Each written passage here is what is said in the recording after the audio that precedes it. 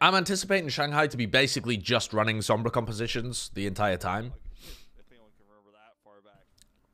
With Fleder on the Tracer or Fleder on the Reaper. Izayaki as well running Moira here, which I think is definitely the right play. Interesting to see the Zarya being played. I was wondering whether any team would try running this with a Winston Zarya, because I think the Zarya can still be really good, especially if you're trying to play very fast and aggressive into the other team. But it seems like most teams are valuing the D.Va because it's such a frontline battle instead of trying to dive into the backlines, so you get less value out of the bubble and much more value out of the defense matrix in a longer extended frontline fight, especially if you're going for a mirror battle. So I'm interested to see what Void can get done on the Zarya here and whether it does look like an effective pick versus running the D.Va. New York are just running Rush right now, which isn't terrible. It does seem like it's pretty viable on certain maps, and I would expect University to be one of those maps. AJ is okay. Thanks for the 2 months. Oh, nearly got the hack off on Mano, but he shields it. Hack onto Hotbird, and they go for the... They go for a bit of a D-mech, but they don't overextend in order to get it. Sebiobi goes down. Possibly because Hotbird's defense matrix wasn't available as well. Didn't really see where Sebiobi was positioned and how he went down. But New York were constantly on the back foot there. They didn't ever really push, you know? Like, they're running a rush composition, and they didn't really... They didn't rush. They just got slowly pushed back into a corner. Lush Bunny, thank you for the new sub. Thank you very much. Water is definitely wet. People are morons if they say the water isn't wet. Nice EMP. 4-man EMP. Jonah could nano, but the nano goes on Animo. The nano Animo instead of the nano Mano. Okay, and Sebiobi finds a kill. The follow-up not quite as good as it could have been. But then, I mean, NYXL, if they had played their nano boost correctly, would have been even better, so. Oh, nice Bionade as well onto both of the backline. Animo with a boop mid-air against Fearless, who has to pop his primal. And that gives them, the High Noon gives them the opportunity to take the fight. They got not really many ultimates to be able to work with here in New York. I mean, Animo probably wants to save his sound barrier. They don't want to play too aggressive with it. The Blizzard is probably going to get 0 value because everybody on Shanghai is so mobile. It actually catches Fearless. And Lip dies as well. Okay. I wasn't expecting the Blizzard to really be able to find much value whatsoever, but it was very well timed from Haxel. And Shanghai can't turn it. Okay, okay.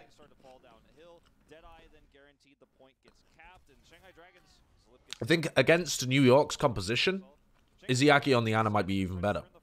Obviously, New York are running a rush composition. There's no dive potential. You don't really have to worry about your backline being attacked.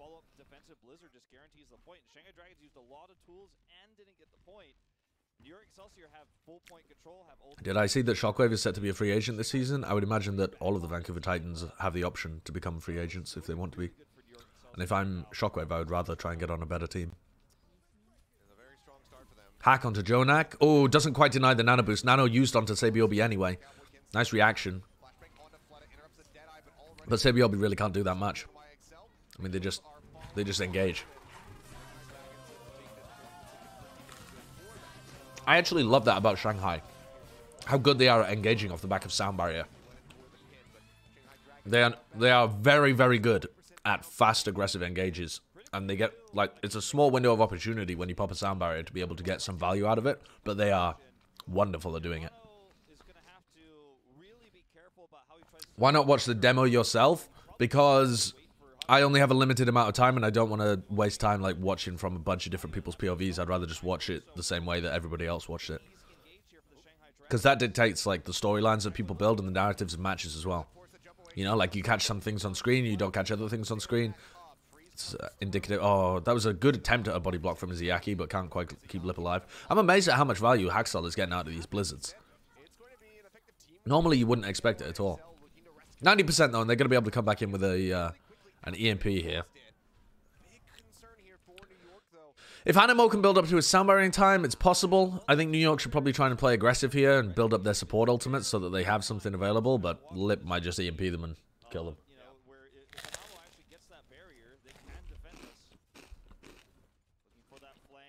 Am I only doing Shanghai versus New York? No, I'm also going to do Seoul versus Charge.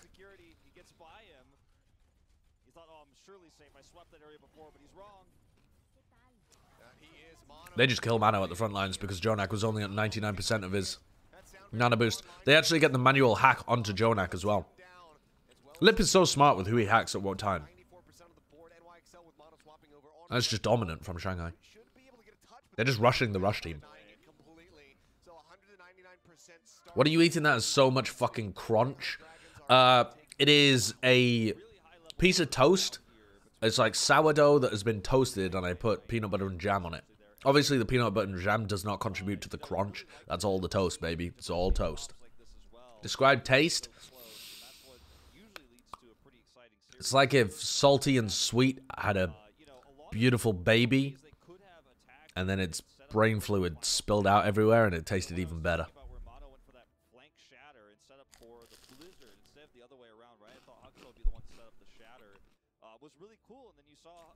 It's smooth peanut butter because we couldn't find any crunchy peanut butter in large enough jars to justify buying it.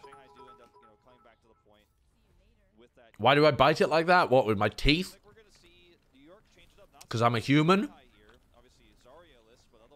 Alright, New York are going over to Sombra Tracer with a ball.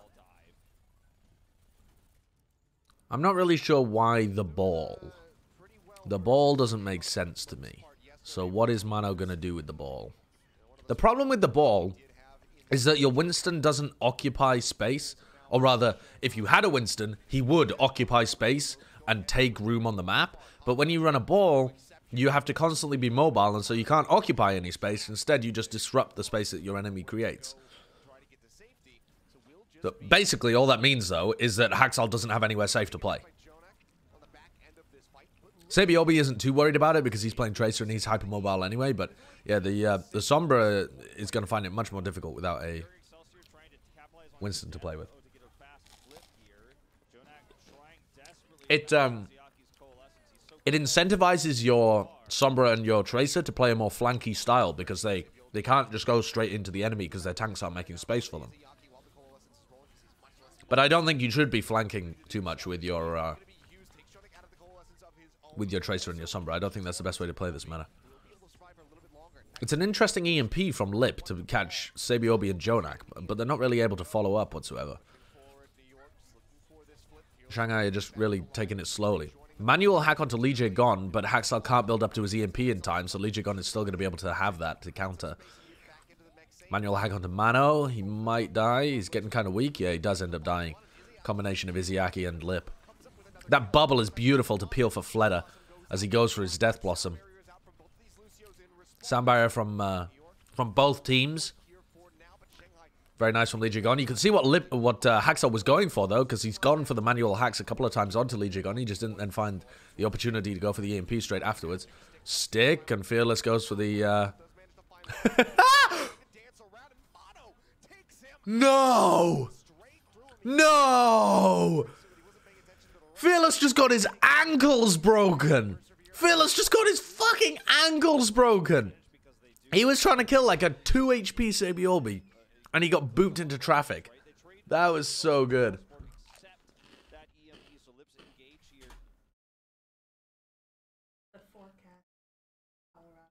What is wrong with 2020? Don't feel like moving.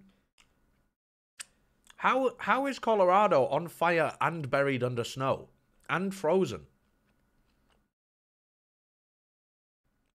I do like Colorado, but yeah, it's... Looks a bit intense. Yeah, it's a little bit intense right now. I mean, it's 15 degrees outside here. Right Yeah, now, yeah. And Yeah. also on fire. Yeah, and covered in smoke. Yeah, I just thought you'd get a kick out Yeah. of that. Okay. Is what they're going to have to hope for. Nice spy check here from Anamo. He gets detected, does not decide to use that jump pad. Okay, Lip is just stealthing his way past everybody, runs into Haxal while they're both invisible. And Lip wants to get in position to use the EMP. The benefit of running the ball, I suppose, is that your team is not really together. Like, your team doesn't play in tight areas, so you could get less value out of the EMP if you're Lip. They play very spread out with the Wrecking Ball. And Fleta gets killed by the mines as well. It is kind of hard for Shanghai to be able to find the good straight up engages with the EMP. There's a nice manual hack though onto Jonak that's able to be followed up on. Lip again just delivering kills to his team on a silver platter. But they're struggling with this cap.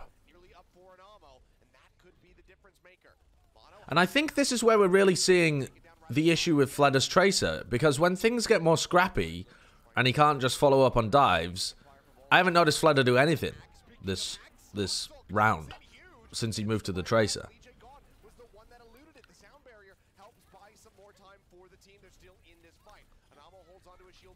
He plays very safe with his team, but he's not gonna be a playmaker in the same kind of way that somebody like Sabiobi could, at least in the past. I mean, Sabiobi's had some decent moments, but again, not that many either. It's a difficult backline to be able to do much against if you are a Tracer.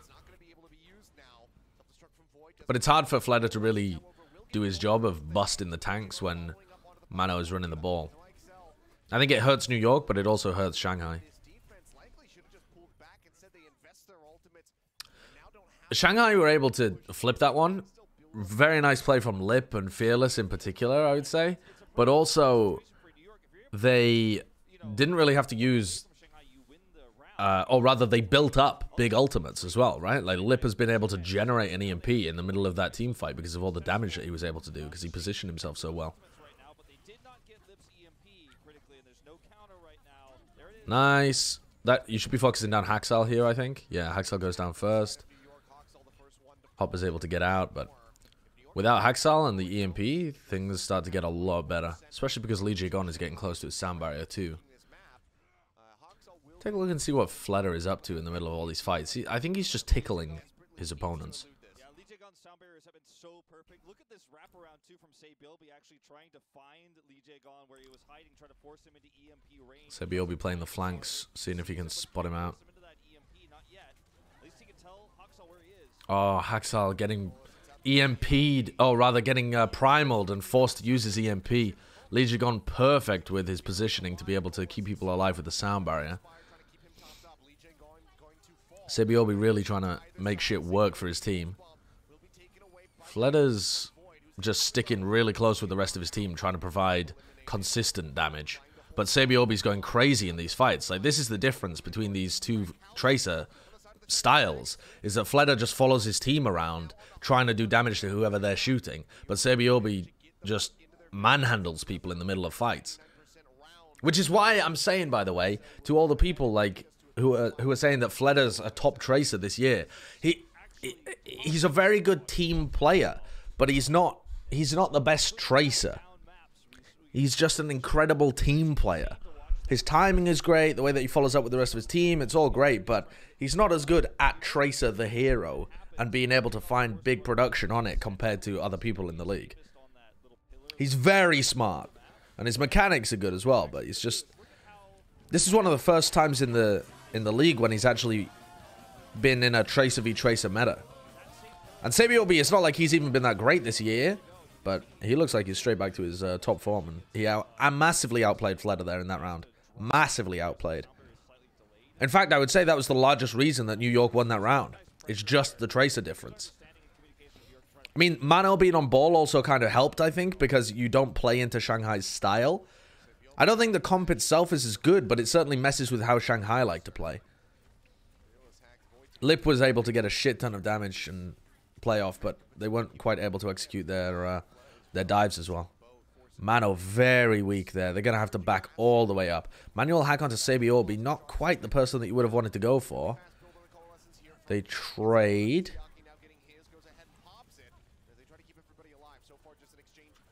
Lip with a faster EMP could be huge. Yeah, EMP and Death Blossom. So well coordinated. And Animo even tries to use his sound barrier, but it's just too late. That is going to set them up horribly for the ult economy now. Obviously, an acceptable play by Animo to try and save that fight with the sound barrier, considering how important the first fights of Control are. But You had given up all of your position, got pinned into a corner, get EMP death blossomed. I mean, that's gonna hurt them. It was a very fast sound barrier as well, yeah. I mean, there's nothing wrong with the play by Animo, but, you know, the idea of it is good, but the reality of it is that that's really gonna hurt them now. EMP, but Lee Jae-gon has his available. Death Blossom is quite nice, actually, straight into Fearless's face. But still, the positioning is so much better of Shanghai. They've been able to just keep their position on the point because of the sound barrier. And now Lip's got an EMP way before Animo does for the next fight.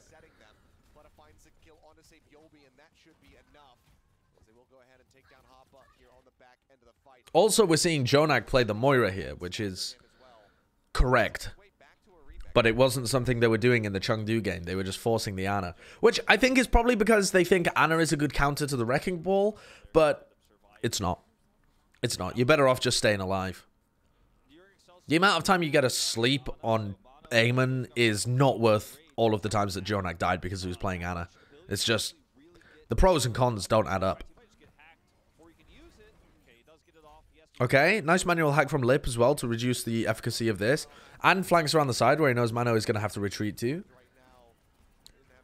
Coalescence doesn't really get too much value because it was more predicting that they were going to engage off the back of the Mano Primal Rage. So now, advantage to Shanghai, but a big EMP available to Lip. Sorry, I meant advantage to New York in terms of positioning and stuff, but a big EMP available here. Demag the Diva, Death Blossom afterwards. Simple shit, isn't it? Simple shit. Very well executed this entire round by Shanghai. So far in this match, the only time where New York look... actually, New York looked alright on the rush comps as well, to be fair. They were making it kind of difficult for Shanghai Dragons. But the time when New York looked their best is when they could get Sabiobi on the Tracer versus Fleder's Tracer. I think they should try and force the Tracer v Tracer as much as they can in this match. Why doesn't Pharah counter this comp? Because... okay, that's a really good question, actually. Why doesn't the Pharah counter this comp? Because there's nothing to shoot the Pharah. The reason is that that composition you've just seen blows up your tank line before the Pharah can do anything. Pharah is a slow character. It gets value over time. You know, you can't guarantee that you're going to be able to kill people within the first 2 seconds of a game. You need just damage, damage, damage, damage, and you slowly win the fight based on the health advantage because your Pharah is able to put out more damage than they are. But it takes time for you to accrue all of that damage. So against fast compositions like that Sombra Tracer or Sombra Reaper dive, your tanks just get blown up. Now, there is a caveat to this, though, because the Hog, like a Hog Zarya Pharah or a Hog Diva Pharah composition, the Hog and the Zarya or the Hog and the Diva can actually survive for long enough so that your Pharah does get a lot of value in the fight. Which is why you're seeing Soul and Justice play with Fleder and Tuber, Prophet and Tuber on the Pharah so much. Is because when your tanks can stay alive for longer, the Pharah is almost guaranteed value throughout the fight. I lost all respect. Sorry, this is absolutely rigged for money or ratings. I'm not sure which. I won't be silent, just saw it live. Sorry. Is that someone's genuine opinion that they thought this Shanghai-New York game was rigged? What happens in this match that people genuinely believe it's rigged? This meta is basically just picking a character you can survive the longest on. I mean, no, I don't think that's true at all. Otherwise, people would be picking Mei and stuff.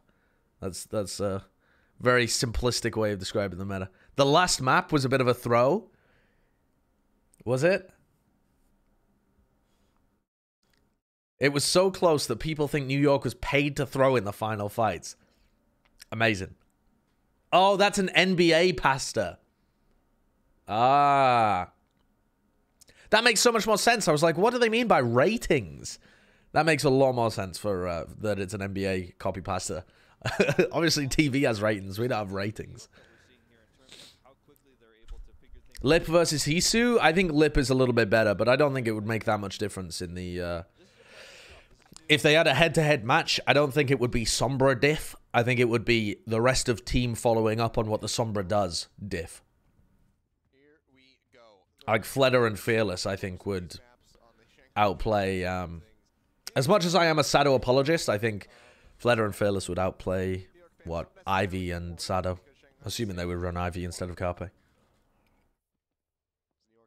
I played a little bit of Overwatch recently for fun. I came back and the meta is ranked as... Why are people... By the way, why are people on Reddit roasting Unko so much for saying the meta isn't Roadhog Zarya? There is only one team in the entire league playing Roadhog Zarya, and it's because they have the best Zarya in the league at the moment. Best Zarya in the league? Yeah, I think Decay is probably the best Zarya in the league. So, I mean, none of the other teams would win playing Roadhog Zarya into these kind of compositions, I think. So, I don't think that was a wrong take from Unko. People just like to roast him because he's on the bench. That guy achieved more than you guys ever will. Ever will. One of the early greats. Okay. Wrong smiley face. Oh yeah, I mean in Overwatch. Obviously, I don't mean in terms of your day-to-day life. I mean, I don't fucking know what you guys do in your day-to-day life. You might be brain surgeons. I mean in Overwatch. Or in gaming in general. Okay, let's take a look at this though, because New York are running the kind of composition that Chengdu Hunters were running, where they have the Mercy Zen backline. What is this? Oh, laxatives. Thank you. It's not a good stream if you don't shit your pants. Exactly. I get better at streaming the more I want to shit myself. Explains the smelling. Okay, so Jonak and Animo are playing Mercy Zen. This, in theory, looks like a great composition. Jonak's got a fantastic Zenyatta. And the way that this comp works is that it's a slow-paced kind of comp designed to have the ball distract and disrupt and maybe set up some two-man dives between Mano and Haxal if they try and run something that is diveable. Obviously, Shanghai are not running anything that's diveable. But otherwise, you just have a shit ton of poke damage. You know, fuck tons of poke coming out from Jonak, a ton of poke coming out from Sebi Orbi. And Shanghai, I think are probably going to have to... maybe they can get away with running the Reaper here, but I would imagine that they'll probably end up going over to the Tracer. Because they are going to need to attack the backline of Sebi Orbi, Jonak, and Animo. And I think the Tracer is going to be better at getting into position rather than Fleder. Okay, well, Mano just dies immediately. How does Mano die immediately? I mean, he just overextends. He doesn't get hacked or anything. He just can't get away. Li Jigon saves his speed boost for chasing down Mano. Oh, also, there was a flank there as well to catch Mano on the other side. All right, well, that was a large individual error from Mano, which should set them up for a team fight win, I think.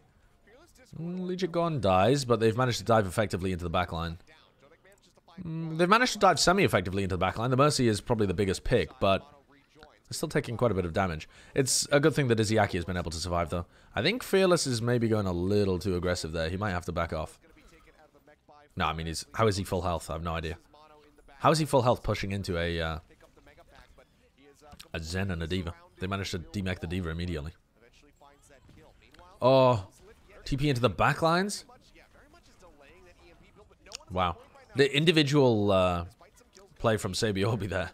But what are New York doing? Trying to recontest that. They don't even get bodies on the point. So, that was a very bad defense on point A from New York with their comp.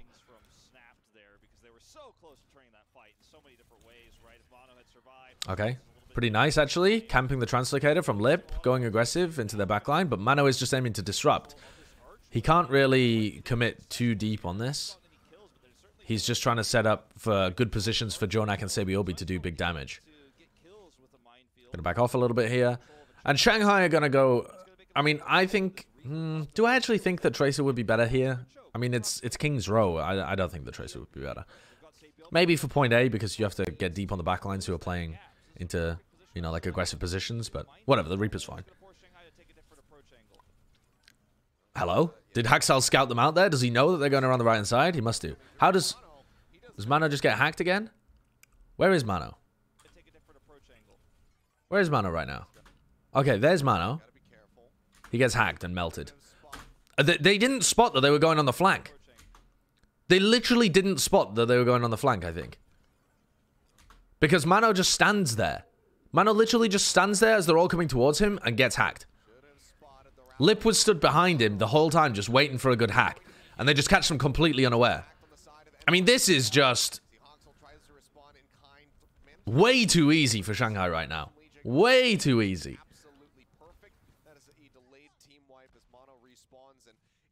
Okay, well, I mean, Shanghai just get gifted another free teamfight win. They used a lot of ults to be able to take that, even though they got the early pick on Mano, but they forced out the EMP from Hacks also. Not too bad, honestly. Not too bad. The neutral fight really comes down to like how much damage Jonak and Sabiobi can do versus how much work, or not versus, but and also how much work Mano can do disrupting their dive attempts. Or their attempts at taking space. Lip already at another 55% towards his EMP. Good positioning. Discord Orb onto Lip. Bit of a weird target, but I think Lip is trying to play very heavily in the front lines, so they want to maybe try and prioritize him and take him down. Jonak res. They're going to be able to defend here with the trance if they need to. Hack and Discord Orb onto Void there for a moment, but he manages to stay alive. Mano, okay, just kind of rolling through. I don't think that's particularly good. Bomb engage, Hopper hacked. He's just off on his own, too far ahead. EMP? There's no follow-up really available here. That just delays time. EMP coming out from Lip, though. Just catches on Jonak and they obliterate him. I mean, this is sloppy shit from New York. As soon as New York, I think, saw that their comp was getting countered effectively by Shanghai, they should have swapped to Mirror. There's a reason in North America why it has become a Sombra Reaper Mirror. And it's because if you try and run long-range hit scan stuff like this, they just dive you. And it's just too much to deal with. Look how aggressive they can be. Look how they have to be this aggressive. Because otherwise, the longer the fight goes on, the more Jonak and Sabiobi get value. Which is why, by the way, if you run this kind of composition, but you have Mano and Hopper on like Hog Zarya or Hog Diva instead, they can stay alive for longer and provide more value for Sabiobi and Jonak in the middle of these fights. So this comp would actually be better with a Hog. You got hook potential to be able to turn a fight. You delay for longer. It's still theoretically countered by the Reaper Sombra, but it just takes longer for the Shanghai Dragons comp to be able to get value, so you have more chances for Sabiobi, Jonak, and whoever would be playing the Hog to get those picks. And time to build the EMP. Lip goes Widow. Lip goes Widow with 2.5 minutes left. So now they don't have the hacks to be able to set up their dives. And Lip's going to be harassed. He's playing... I mean, he might be able to get a clutch pick, but it could just be rezzed anyway. I don't understand this Widowmaker pick. I don't think this is the play. I think this makes the entire composition worse for Shanghai. Because whereas previously their comp was very good at being able to get quick dives off or good hack target dives, that kind of stuff, and also you build up to a really good EMP, this is just... I mean, it cripples your ability to dive effectively, and the rest of your team can't really help Lip at all. So, what? You've just randomly added a Widowmaker into the middle of a dive comp, or like a frontline burst comp. It doesn't... There's no synergy. Mano very weak, though, from that bomb. Fleder's just on his own. No hacks, no EMPs being built up. I mean, unless Lip just hits crazy shots. And Lip's going to get pressured all the time. What the fuck is this Widow pick? Why would you put Lip, the best Sombra in the world, on Widow to finish out a map where you have an enormous time bank? Haxal weak, though. And they've already used their Transcendence, and they're not really getting close. Oh, the Bob is actually doing a lot of work. This is not good. They've wasted all of this time bank. Are they throwing? Did Shanghai throw to make this game closer, to entertain the fans? This Widow makes no sense. I guess it means that Jonak and Sabiobi have to play more passive sightlines. But... okay, that's just going to get res though, surely. Yeah, Sabiobi just gets the res and Lip... oh, Lip is getting pocketed in the back so he doesn't actually die. But Shanghai have to play so slow, and they don't have any big ults, and now they have to push into an EMP! Shanghai are fucking thrown, man! This is so annoying to watch! Who are the top 5 Sombras in the world? Probably like... wait, let me just look at this final fight anyway. That's quite nice from Mano. Pressure in the back. EMP, but the sound barrier is very good. Oh, and they kill Animo through the trance? That should not happen. Okay, Shanghai could win this now. They've got all the space. Sebiobi could also, though, get very close to his Bob. No, they've got too many picks. Really? Oh, the Bob! The Bob is actually doing quite a bit of work. I hope it gets back in the mech. They're not going to be able to delay this, though. Surely. They are getting players back in. Possible for NYXL to clutch. Animo dying ruined this entire thing. How does Animo die in the middle of a Transcendence from Jonak? Oh, no. New York have got spawners back, maybe? They don't... I mean, Sabiobi could go huge here. Shanghai's comp, though, is very good at brawling in close range. Wow, they didn't get on the point there. Ay, ay, ay. New York are going to be frustrated about that. Shanghai should have capped with way more time on the point, though. That was really bad play towards the end of that map from Shanghai. Just like, there is straight up no reason to run the Widowmaker there. The Sombra is a much better pick. Do I know the results? I know the overall map score. I don't know which maps went which way. Top 5 Sombras? Probably, off the top of my head, probably like Lip, Hisu, Lip, Hisu, Dante, Doha. Edison was very good when he played it in the past, but he hasn't really played any of it since joining the Atlanta Reign, so I don't know whether you could really say that. Am I forgetting anybody? BQB,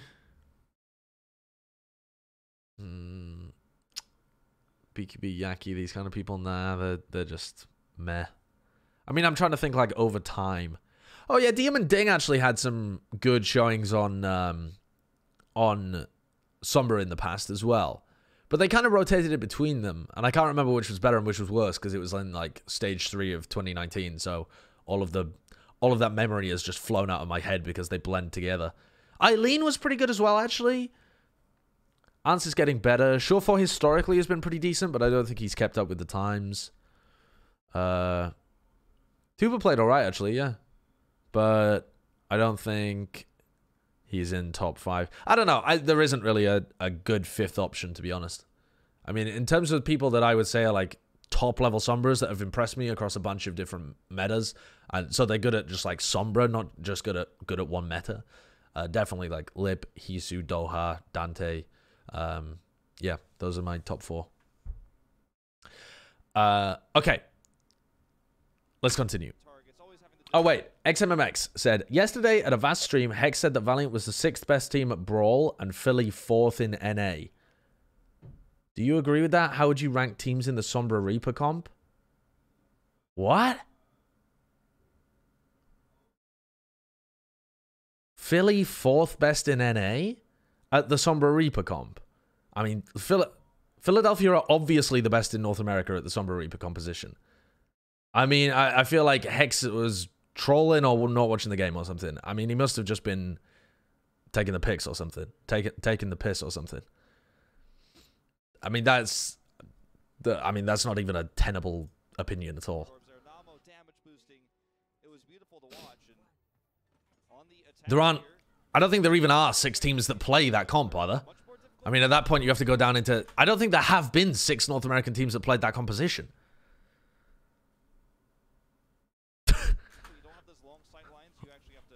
attack into Okay. But there's no sniper on the side of Shanghai Dragons, so they still can chip away at Fleta here. So Shanghai on defense are running this Sombra Reaper comp again, and New York are going to try and attack with... Wow, let's take a look at Lee Jigon here. Was that just a solo kill onto Haxal? I mean, Lee Jigon gets the credit for that kill, but obviously that wasn't Lee Jigon that did the majority of the damage to Mano. But let's have a talk about how these compositions interact. New York are trying to play a slow comp with like a lot of poke from their backline with Sabiobi and Jonak, but Shanghai are just going to wait for them to walk through the choke point and then dive their backline. Or at least that's what they should do. And New York are going to find it quite difficult to peel for them with the ball. The ball isn't really going to do anything for them here. The ball could try and play the point as Shanghai go aggressive, I suppose, but other than that, can't really do too much about it. Shanghai can just play smart in terms of their positioning out of the line of sight of Sabiobi, and then once they do go in through the choke, like right now, Shanghai can execute a dive. So they're going to rely on the info from Lip, and then they're going to dive on them once they come in through the choke, and they're going to bop them. Now, that's a nice shot from Sabiobi to kill Izzyaki. That could be huge, actually. Izzyaki like the most important person to kill. So... a nice individual moment there from Sabiobi. And that's going to win New York the point.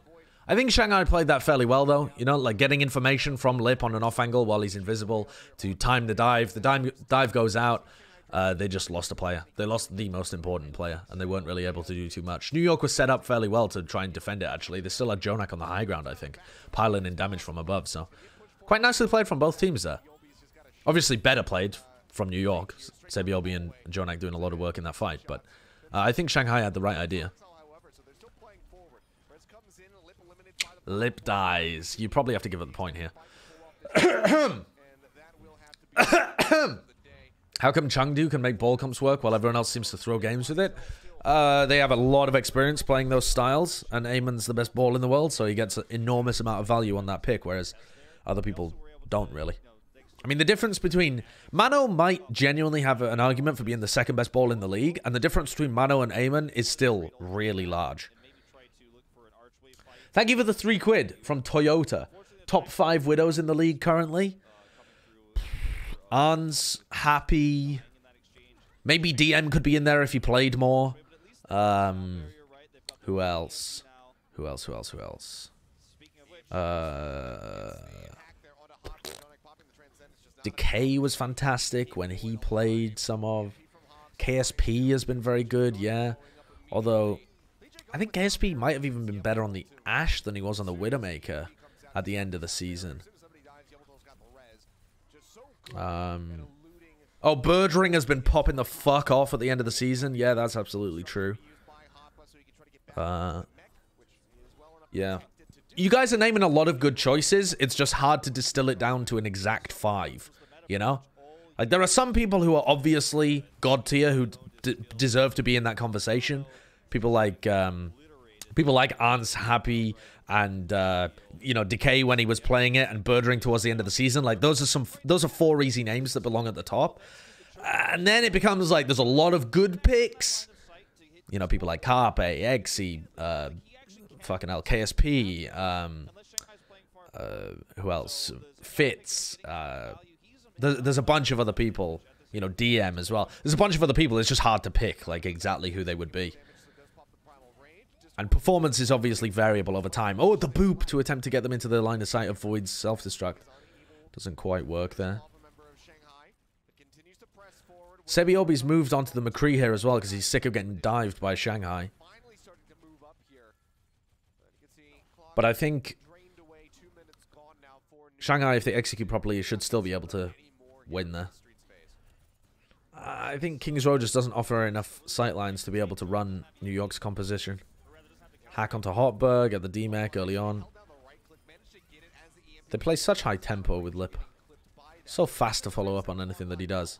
Okay, nice hack onto Lee Jae-gon though from Haxal. Coalescence to keep Fearless alive, but Sebiobi treads a little too deep. Mano with the minefield to try and deny so that they can get the res off. I like that in the middle of the Transcendence as well. And New York are actually playing the peel game pretty effectively. This has been New York's style for, you know, ever since the team was made though. You know, playing a very peel heavy style. And they're doing it really well here. Animo playing the Mercy to a high level. This is good defensive play from New York. Or Fleta should swap over to Widowmaker here. You know, they're both good Widowmaker players. Ideally, should be Fleta in this case because EMP is so important. Fleta should swap to Widow? Now, New York No, I don't think so. they actually might end up I mean, I think you could run a Widowmaker comp against what New York are running, but you'd have to swap up more of the composition than just damage to try to slow that down. one of their players. Pulse bomb doesn't find anything. Oxel holding on to the I think this comp is perfectly fine that Shanghai are running right now. briefly goes back out. Oh, Legion got caught by EMP and doesn't have the sound barrier available either. Caught up in that one. Sliver of HP remaining for him as he tries to back out. Seems like he will be able to retreat successfully as Void pops the D Matrix just to keep himself alive. EMP into the self-destruct as well. So well executed. So well executed. PSG over NYXL. And they get the manual hack after the EMP onto Hotbar, so they're going to be able to get the DMAC as well. So good. And Lip has already built up another 40% of his EMP. Haxal used his EMP first, and he only gets 11%. Lip just gets balls deep in the follow-up fight after his EMP and generates 60% of his next one. Lip is so good. And Shanghai is so good at empowering him to be able to charge up his EMP in the cleanup. I missed a hot take.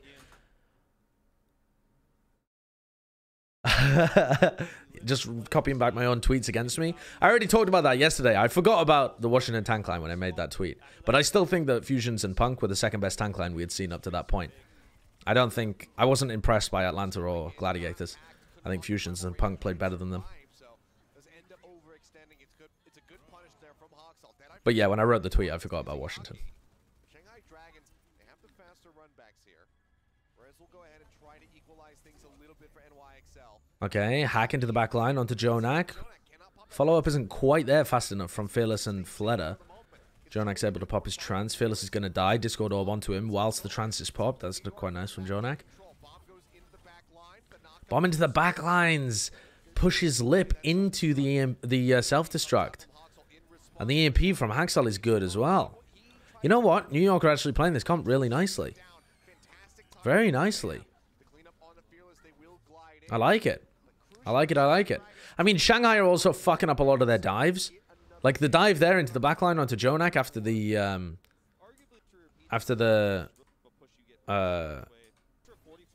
the hack was pretty bad.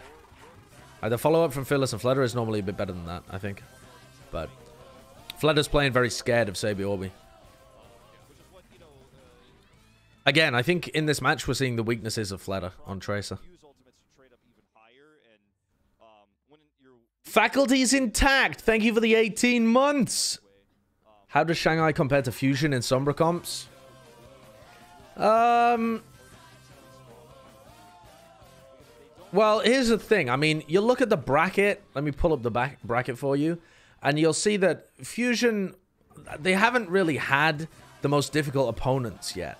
They've played against the Gladiators and the Valiant, right? In order to get into this position. So the Philadelphia Fusion have looked clean as fuck. Like, cleaner than Shanghai have at the moment in this match. But also New York are playing better, or at least New York are playing this composition better, and the Rush composition on Oasis University. New York were fucking throwing some of the other fights, but at 2 points, 2 very distinct points in this match, New York have been playing some very good Overwatch. The Rush comp on University of Oasis, and the defense here of... Sorry, the offense here of King's Row. They've played much higher level of Overwatch than anything the Gladiators or the Valiant played.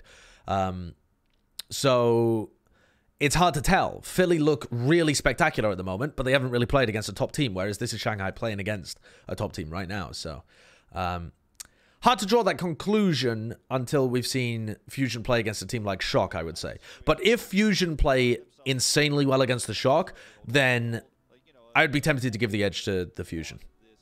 Because so far, Shanghai is still, like, they had that weird moment where they... I mean, weird moment. They had the weird 3 minutes where they committed to Lip on the Widowmaker at the end of King's Row, which was just bad and not something that I think the Philadelphia Fusion would do because they know it's bad. And also, the Shanghai Dragons had a number of moments when they were defending there on King's Row where their executions on the dives weren't as clean as you would want them to be. But I think you also have to credit, like I said, the good defensive play or the good peeling play of the New York Excelsior while they were on attack. So, okay, New York are going to run the same kind of composition, Shanghai running the same kind of thing, but this time they're running Tracer at the beginning, which is something that I said I would have expected Fleder to run at the start. Fleder ended up playing the Reaper, and it worked out. Okay, nice attempt to the solo hack on NYXL. That gets him out of the hotel area. Good pressure on Lip, actually. NYXL dropped on him from above and did a lot of damage to him. Just got up on Fearless, now on Lijiang gone. Just on anyone they can get it onto, to be honest. NYXL poking and prodding. Good positioning from Jonak and Sebiobi. Hopper and Mano are just able to stay on the point for a long time. And what? How does Fearless die? What the fuck? Fearless had Discord Orb on him and then just got... Oh, he took a right click from Jonak, I think. I think Fearless took a big right click there, and then he had the Discord Orb on him, and he got finished off by NYXL. So, again, nice individual play. Shanghai finding it difficult to find an opportunity to dive New York. They're finding it hard to get an opening. And Mano and Hopper are doing a great job at slowing down the team fight. You know, constantly juggling and ping-ponging onto the point so that Shanghai don't have to can't drag everybody else from New York down onto the point.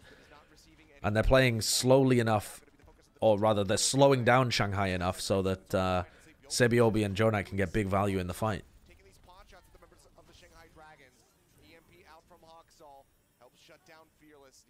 So, yeah, I mean, again, Shanghai just didn't set up a single dive. But instead of saying that that was bad play by Shanghai, I think you got to credit Jonak and Sebiobi for being positioned perfectly and hitting a lot of their shots whenever the Shanghai Dragons tried to get into position. Yeah, just very well-structured play. Let's see this replay from Jonak's POV. You see, he's just positioned here up in the window with Sebiobi, hammering damage onto them from above. And so what could Shanghai have done there? Now, a hack onto Mano or Hopper would have been huge, because a D-mech onto Hopper or a kill on Mano immediately forces other people down onto the point to give up those high ground positions. So that should have been something they were aiming for, but they just weren't given the opportunity. They countered that play just by spamming Lip whenever he went for the hacks, presumably. Don't watch, avert your eyes now. Wait, what do you mean? Skip, skip, skip? Wait, did New York not win? Is this a draw? I mean, to be fair, you would expect it to be a draw. There's only a minute and a half on the clock. But I don't know what happens. I don't know what happens. I would expect this to be a draw, though, because Shanghai were very good at executing on the... Or at least Shanghai had the right idea of how to defend on point A. They weren't very good at it, because when they tried to execute, Izayaki died to a nice shot from Sebiobi, so they ended up falling to pieces because they didn't have a healer. But the idea was right. So as long as they can avoid Izayaki getting headshot by Sebiobi, which is just, you know, kind of unlucky, they should be able to make this a draw. Let's see. So New York are running the same comp that they did in the past. It's a very slow attacking composition from New York. Very slow. Which is why I say a draw is the most likely thing. The hack, blow up Mano. And New York can't really do anything off of that. They can try and take a little bit of space, but as soon as Shanghai get back into position, they can just dive them again. Nice shot from Sebiobi, actually, to stop himself getting pressured so much. And New York have taken position, but Shanghai can just set up at any point here for a dive.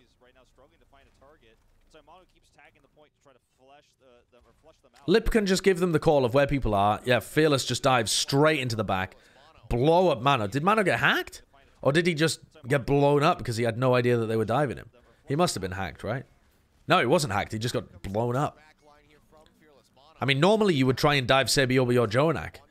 So that's very interesting that they end up going onto Mano there. I think that's just like a mid-round adaptation from Shanghai, knowing that New York are pocketing Jonak and Sebiobi so heavily, they just decide to go for the Wrecking Ball instead. Very weird target decision, but it ends up working out because I think they've got a specific read on how New York are playing.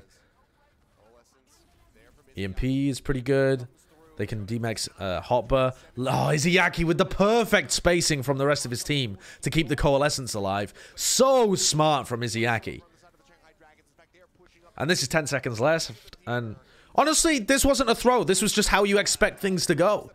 New York's comp is so slow. Like they can't just make a play happen. They sit back, they pocket Jonak and Sabiobi, and they hope that Shanghai make a mistake. That's why not many teams play this comp from New York. Now, if they had a Hog and a Zarya, or a Hog and a Diva, there is a much more likelihood of them being able to make the play because the tanks can take more space and threaten with hooks. But yeah, this is a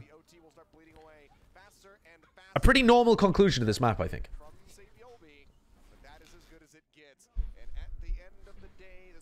Mano has not learned how to play ball into Sombra is my takeaway. I mean, it is very difficult. You need to be a Giga Chad in order to pull that off. But yeah.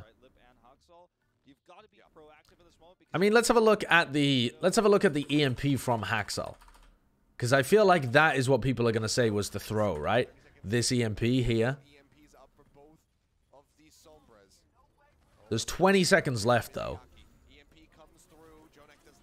And if Haxel hits Izayaki here, there's still a pretty decent chance that they could win this fight with 20 seconds left. Is there? No, actually, I mean, there probably isn't, but he has to go for it anyway, doesn't he? He has to go for it. So, yeah, New York did what they could. They did what they could.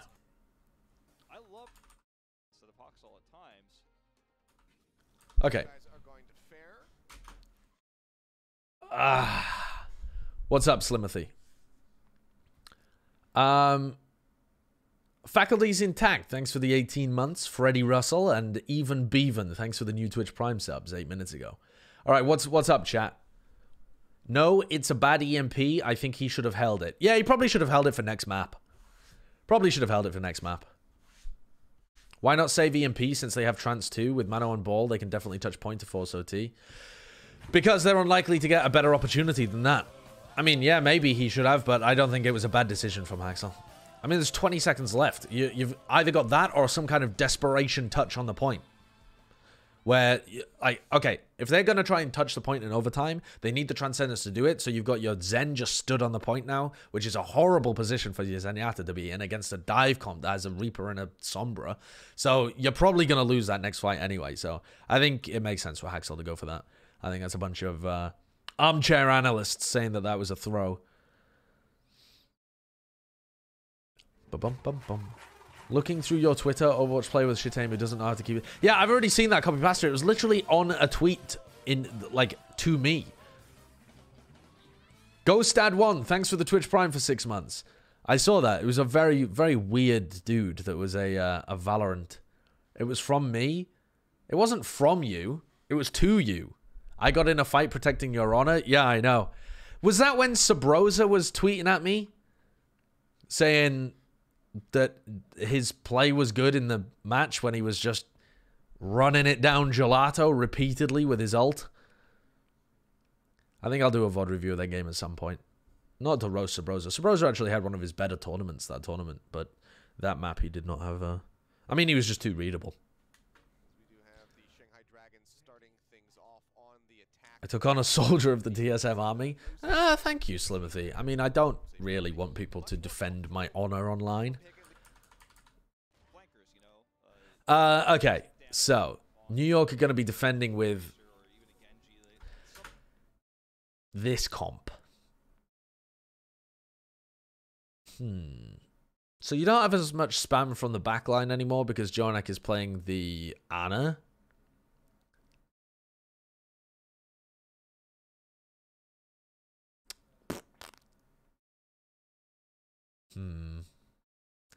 I think if Jonak was on Zen here, I'd actually quite like this comp. But Jonak on the Ana... Yeah. I mean, the Ana helps Mano stay alive. And Hopper to be able to contest.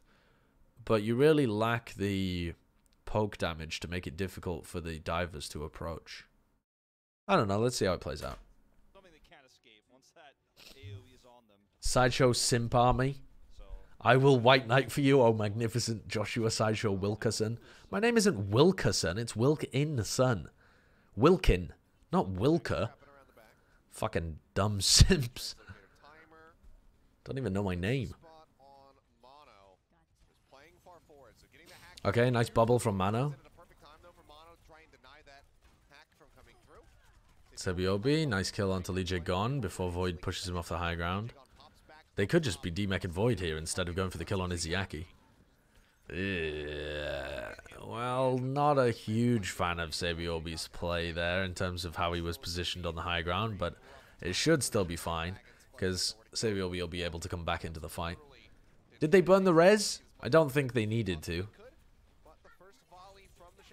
but they might have done anyway. Wasn't really paying attention. No, they didn't burn the res. Sebiobi's coming back off the spawn now. Forgive us our transgressions, Sir Wilkinson the Great. You are forgiven.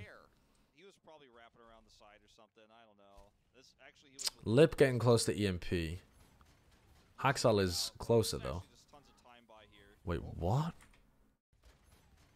How does Haxal just die?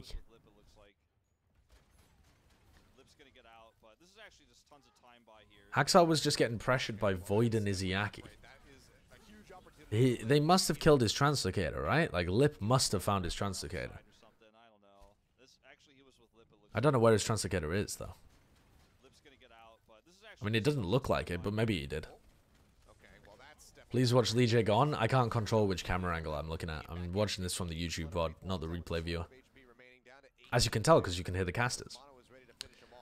Haxal gets rezzed anyway, so not actually that bad for New York here.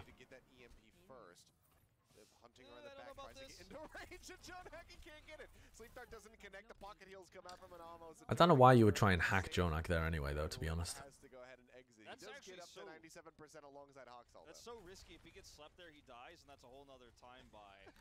I mean, yeah. Jonak we're talking about here, so that was not out of their own possibility. He missed the sleep dart by like a millimeter. Okay, Shanghai trying to take high ground here. EMP goes off. Pretty nice. Again, though, I think Fleta should be on the Tracer here because, okay, the Sombra and the Reaper is a really good comp at being able to shred the front lines, but if you can't get onto Mano and Hotbar, if instead you're trying to dive the backline of Sebiobi and Jonak, which it seems like they're trying to do, they're trying to push people off the high ground and then set up dives, then the Reaper just doesn't have the mobility to be able to do it. If you're running Sombra Reaper, you're really going into a frontline battle, not a backline dive. And Fleta's finding it difficult to get value out of this Reaper because Mano is just jumping away and getting the heals.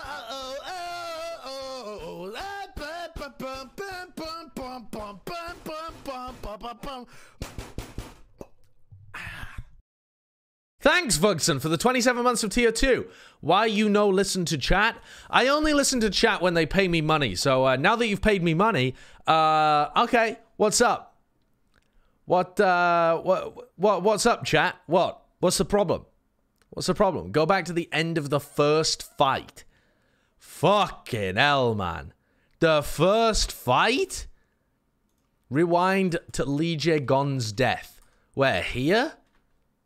Here? We said it during the first fight?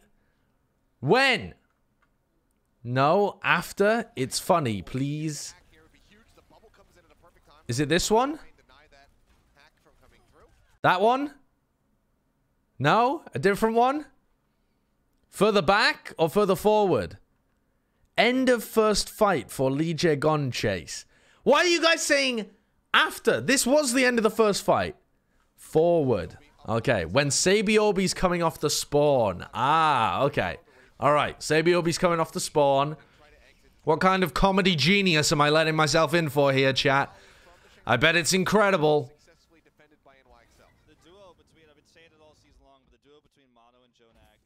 Oh, is that Lee Gon in the backlines? Oh, yeah, it is. Lee Gon battling Sebiobi in the backline. Oh, yeah. Oh, yeah, he was all the way in the back, fighting Sebiobi coming off the respawn.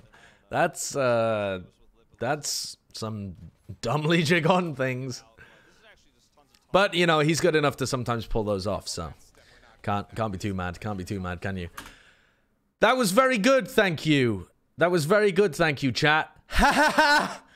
Lee Gon feed! Ha ha ha! Is that what you wanted? Is that what you wanted? Huh? Act like it was funnier? I mean, I don't think it was that funny, though. Lee Jae-yong just went for a play. You know, he often goes for those kind of plays. There wasn't even anything that dumb about it, because he's Lee Jae-yong. Sometimes he wins those. Okay, where were we up to? I think we were up to here, weren't we? Drink right now? There's nothing in my cup. Look, it's empty. It's empty.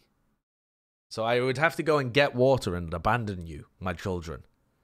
Should I go and abandon you? Fill it then, you moron. Spit into your hand and drink it. You guys are sick. You guys are sick. 20 waters? No, it's not. People have not spammed me with 20 waters.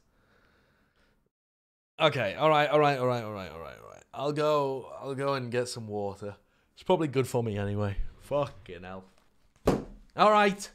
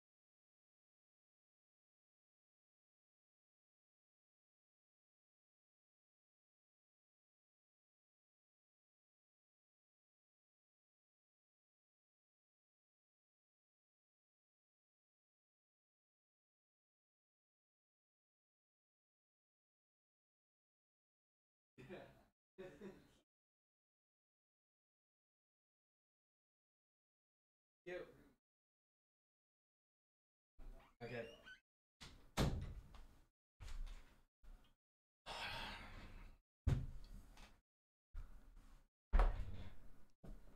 Okay, what the fuck is this? Why are you spamming drown the egg? Why are you guys spamming drown the egg? Huh? Why? Why are you guys spamming drown the egg, drown the egg, drown the egg? How many drinks? How many drinks, chat? Oh my god, that's a lot of drinks. 20?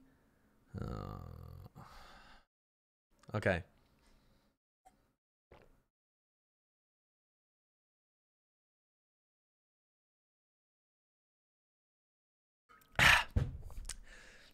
Okay, that was 10. Oh, 1? No, that's not 1. That isn't 1. That was 10 big gulps. That's 10 drinks.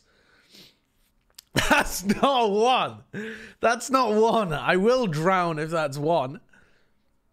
Every time I take 1 big gulp, that's 1 drink. That's how it goes. Listen, you can go back to the VOD and you can scrub through it. You can see how many times I swallowed. That was 10 swallows. That might have even been 11. I think I gave you one for free. Okay. 10 left.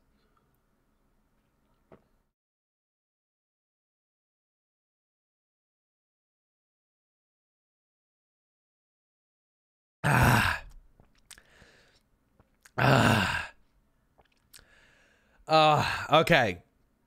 That's not 2. 2? Question mark? That wasn't 2. That was finished. That was 20. That was 20. Oh, Matt Mr. X with a hot take. Here's my hot take. Bren is smarter than you. You just mask it with large words. That is absolutely pontiferous. That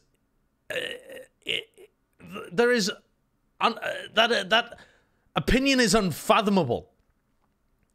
An unconscionable opinion based on... I can't even think of any long words. I don't have a very long word vocabulary. I don't fuck with long words. I like to keep it simple. I mean, pontiferous isn't even a word. I just made that up, didn't I? Is that a word? Pontiferous? Oh, apparently it means awesome. I don't know where I've heard that word before. I mean, I think I just mixed up pontificate with a bunch of other stuff. You only sound smarter than Bren because your voice is deeper. Ah, yes, yes. Deep voice equals smart. Long word, bad. Short word, good. Okay, you guys are losing it. Oh, now I've just got a bunch of air in my belly because I was gulping down water so fast.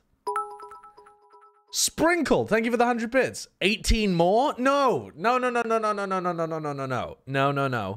I drank 20 waters.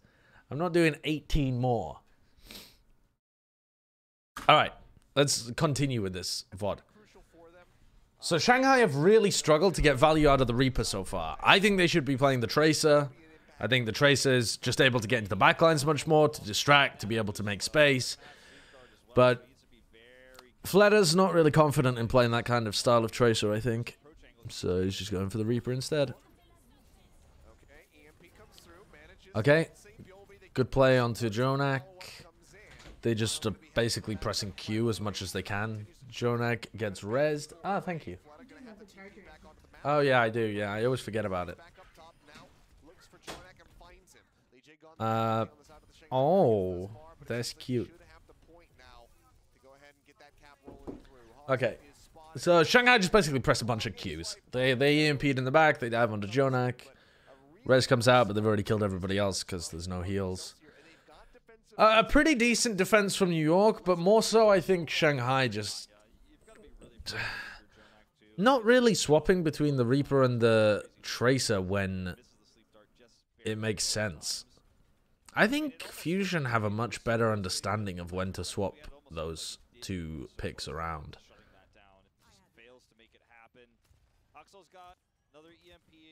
And even though in theory Fledder should be much more comfortable than Ivy on the Tracer, I think Ivy plays the Tracer in these comps better than I've seen so far from Fledder. Fledder's obviously has been a fantastic Tracer in these similar kind of comps in the past, but hasn't been good in this match. That's a nice flank though on Reaper.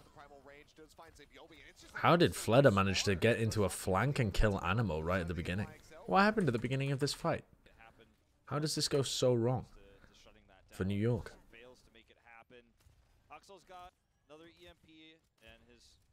By the way, Shanghai, every time they attack on Volskaya, take this right side high ground. Every single time. Doesn't matter what composition they're running, doesn't matter what meta it is, they always take the right side high ground and try and push people up in these flanking high ground positions.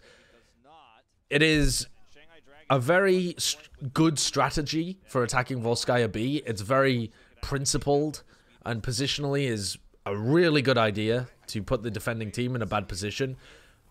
You also know it's coming every single time. How does Fledder get the kill on Animo? How does Fledder... I mean, okay, where even is Void? Because Void gets demeched. Void gets hacked and demeched on the point. And then Fledder... sorry, I don't mean Void, sorry, I mean Hotbar. Hotbar gets hacked and demeched on the point. Wait, no, he's not on the point, is he? That's Void. I'm confusing myself here. Where was Hotbar? Hotbar was up on the high ground. And then he kills Animo, and then he drops down and kills Jonak. I mean, I don't fucking know what's going on there with the New York backline. It's not peeling for each other, I suppose, but set up by the hack from Lip onto Hotbar. Because normally it would be the... Normally it would be the D.Va that was helping there. Very good execution on Volskaya point B, though, as usual from Shanghai. When was the last time Shanghai lost on Volskaya? I feel like Shanghai's best maps are Kings Row and Volskaya. It's kind of weird for New York to be taking them to these maps.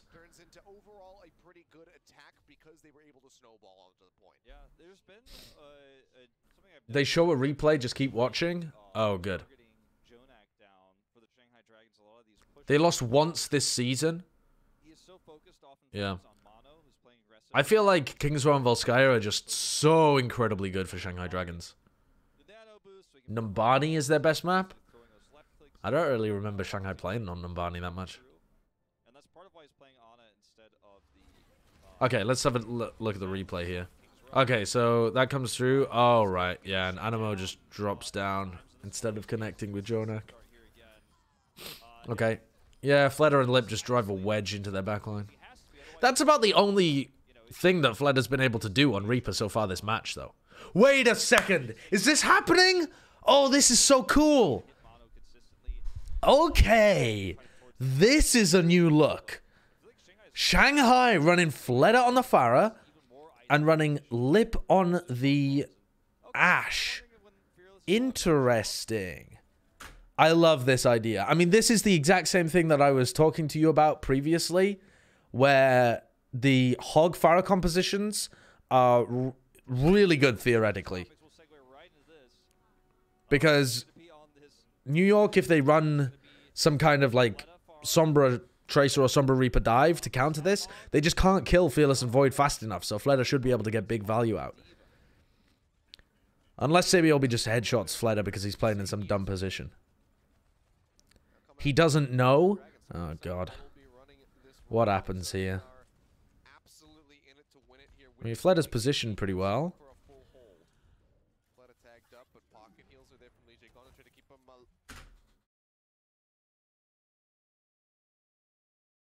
What? Can we get a replay? I thought maybe he had been hooked off the side of the map or something, but they're nowhere near the water. Why would Fearless be anywhere near the water? What is that about? Stop my sentence and say Was Mano deep in the backlines and wanted to swap hero? Maybe Mano did want to reset. Like, if Mano had gone all the way down here, like on a big flank towards the back, and then he throws himself into the water to reset because it's just quicker to be able to get back to spawn than actually going back to spawn. Is it genuinely a reset? Does it? Oh, it was a reset. Achilles checked. Oh, he was in their spawn. Oh, right. Yeah. Oh, he had gone all the way to B. Okay. Yeah, fair enough. I mean, that kind of makes sense. Wait a second. How does this fall to pieces for Shanghai then? So, New York are running the...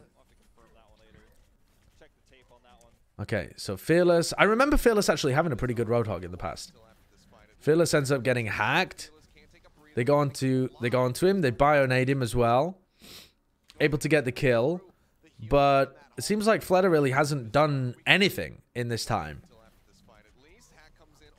Lip did kill Sabiobi. Fleta should be pounding right now. He should be pounding. And he's only done 5% of his ult's worth of damage. Where is he? Show me Fleta. Why is he doing 0 damage in this fight? He's missing all of his rockets on the tanks.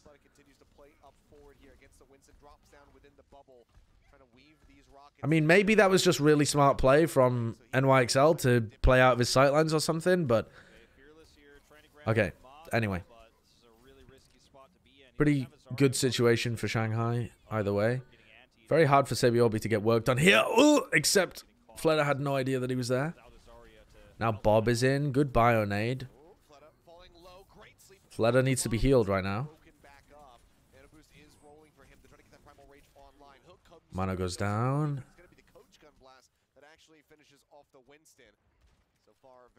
The key to this composition, in my opinion, is that the Pharah needs to play very aggressive when they are focusing the tanks. Like, when New York focus the tanks, you have to play aggressive as the Pharah. You have to find that value in the middle of the team fight. Oh, my God. Don't get slept, though. If you get slept by Jonak while you're in midair, then that's the push over. Or that's the defense over, rather. Void hacked. Trying to push out the back line. I quite like this idea from New York. But they get slept and Izzyaki gets taken out. Oh, Izzyaki takes out Mano, rather. Fleta is... or was weak for a while there, but... It is so difficult to counter these Hog Pharah comps. And yesterday I was talking about how the Hog Pharah comp, it's really hard to counter it with the Reaper Sombra or Reaper or Sombra Tracer. Like, it seems like it should be a counter that you just blow up the tanks before the Pharah can get value, but you just can't play that quickly. Now we're seeing an example of how the hit scan isn't an effective counter as well, because Sabiobi just cannot get good angles onto Fleta. That's why you can only run it on certain maps. Hey, Sideshow, big fan of the cast. I was wondering about your opinion on the fuel this season and how the head coach... Actually, just kidding. This is a message about how you just scammed us out of water drinking. Thanks, I appreciate it. Listen, you dumb himbos in my chat. I drank all of the water. I drank all of the water that you asked of me. You redeemed 20 waters. I drank 20 drinks of water. That's how it goes. It's not 20 liters of water. I didn't only drink 2 sips. Goldie, thanks for the 500 bits. I know you said you were only going to review Gibraltar of Shock vs. Justice, but could you bless us with your expert knowledge on the whole match? I am actually going to review the whole match. But I'm going to do it... I'm going to take a break in the middle of the day because I need to record Plat Chat at 4 p.m. Pacific, which is in 2 hours and 45 minutes. I think these Hog Farah compositions are so good. They are almost uncounterable. You need something spectacular to counter them if the teams are playing them properly. I think you just kind of have to mirror them.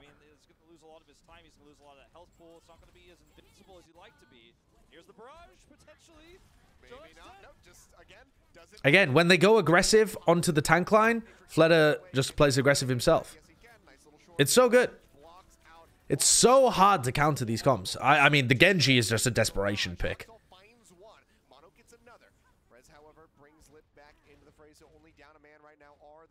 I think New York would have had more chance at countering it by playing the Sombra Reaper, especially because Fleta is notoriously quite a safe, passive player, so he wasn't really playing the Pharah that aggressive until at the very end right then. So I think they would have had opportunities to play Sombra Reaper or Sombra Tracer comps and try and... I mean, Sombra Reaper I think is better.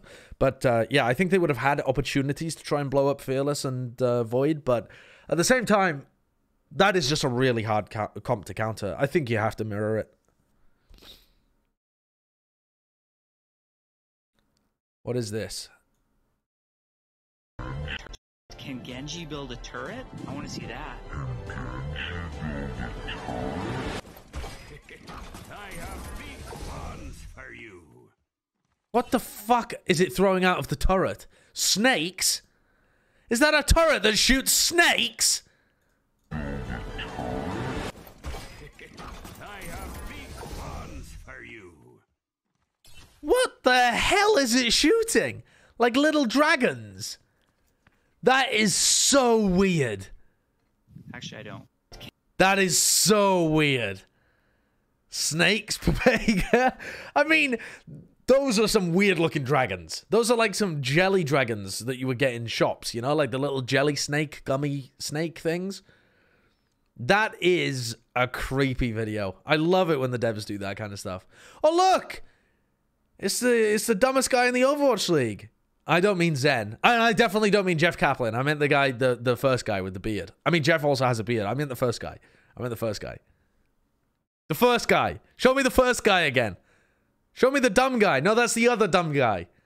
The other one. Oh, well, never mind. Never mind.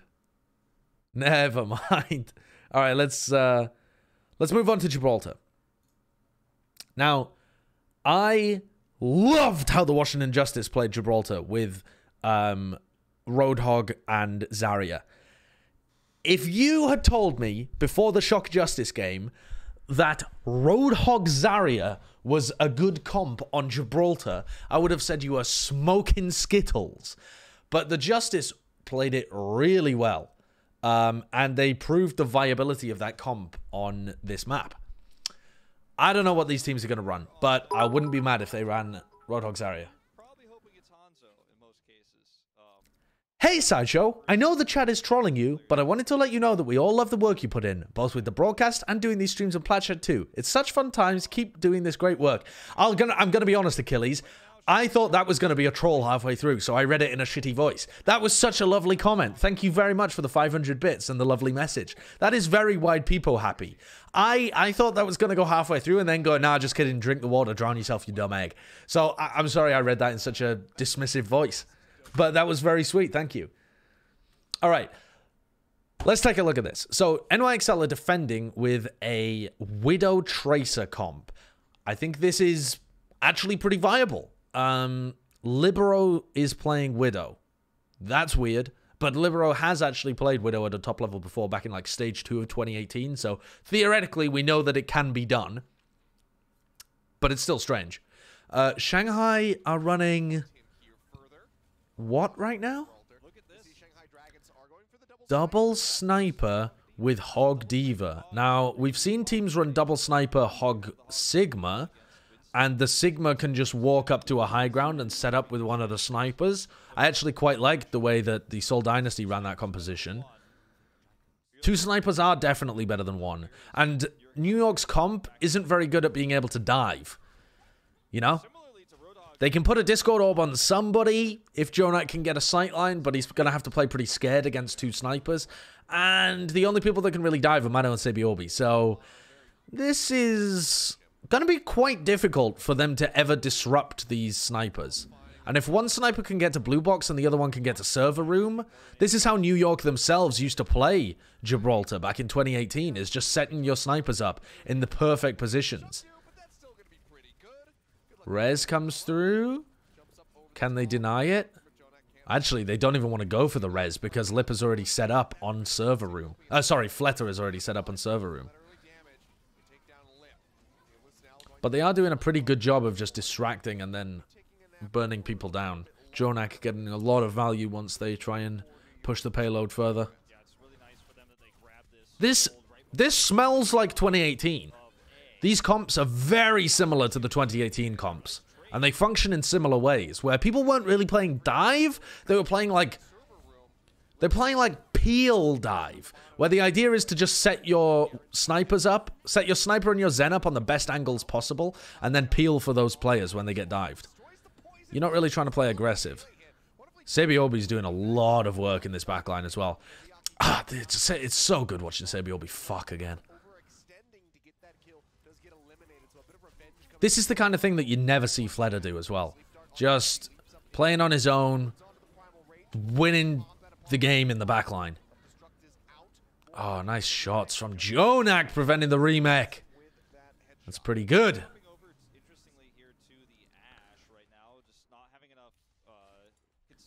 This is basically, by the way, the exact same I've just realized this is literally the exact same composition and the same players that New York ran in 2018, apart from Hopper instead of Meko.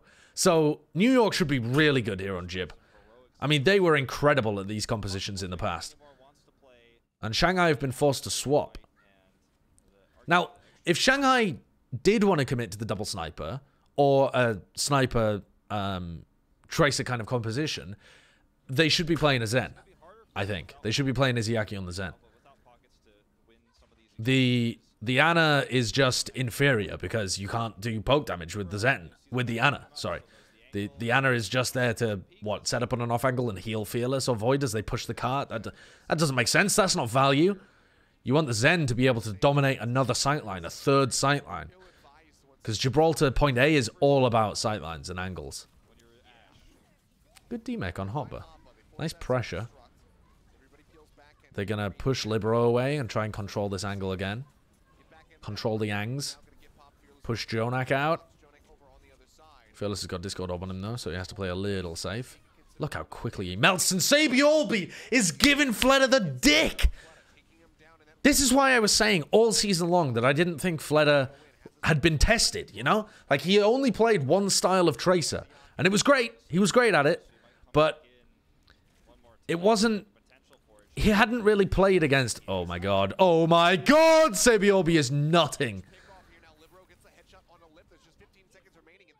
I don't know why I'm using such sexual metaphors with Sabiolbi, but there's just something so pleasant about watching Sabiolbi. It's activating the sexual areas of my brain, I suppose. Fearless with a Discord Orb on him as well. Good stick, but nice Transcendence to be able to react to that.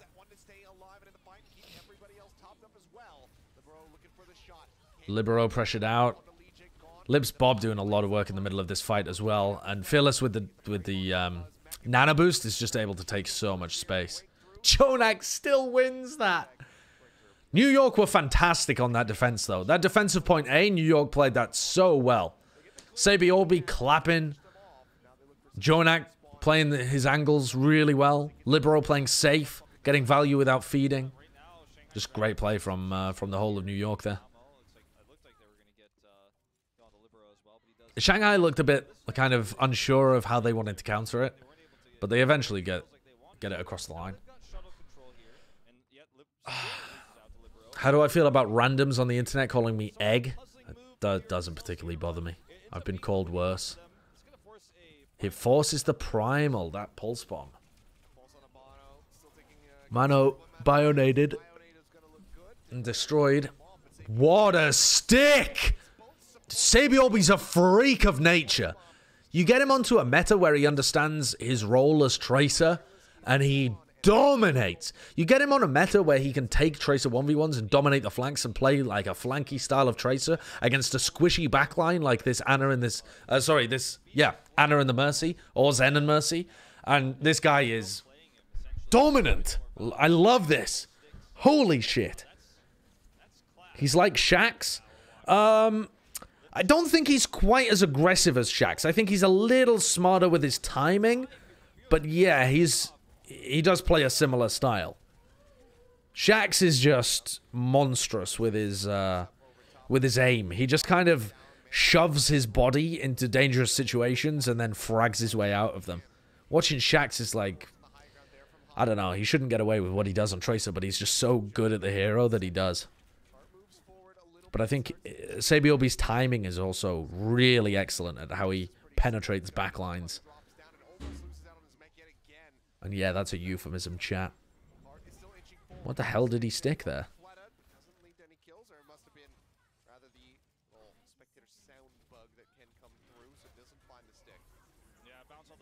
New York's tank line is very weak here, and now that Izayaki has the nano boost, Fearless is just able to take all of the space against Mano and Hopper.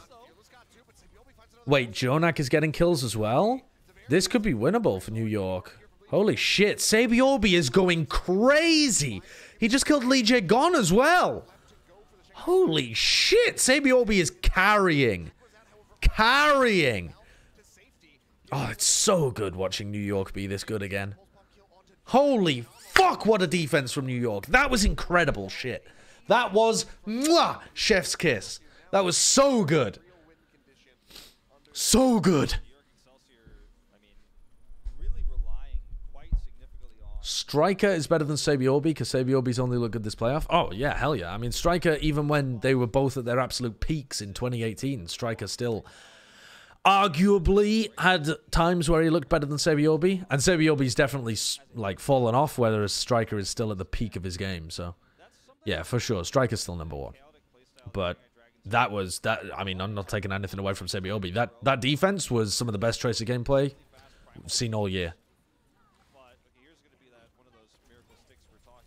Look how active he is in the team fights. And then Jonak is on the flank.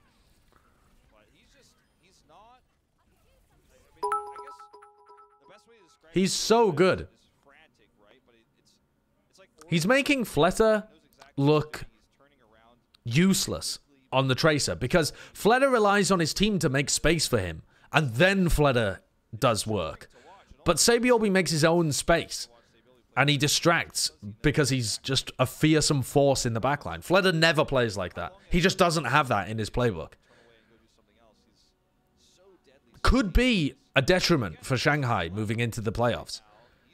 If we see compositions like the New York defensive comp there become meta, Fleta doesn't have what it takes to go up against Sabiobi and Striker and fuck, who else is even in the playoffs? I mean, Shax is still technically in playoffs, but unlikely to make it all the way through. Who else? Like someone like Carpe as well. Prophet, yeah, Prophet, for sure. Fleta's played a great Tracer so far this year, but just the style is not there for certain metas, and it kind of looks like we're heading for one of those metas. Or at least on some maps. Fleta might just end up playing a shit ton of Reaper, and kind of hamstringing his team a little bit.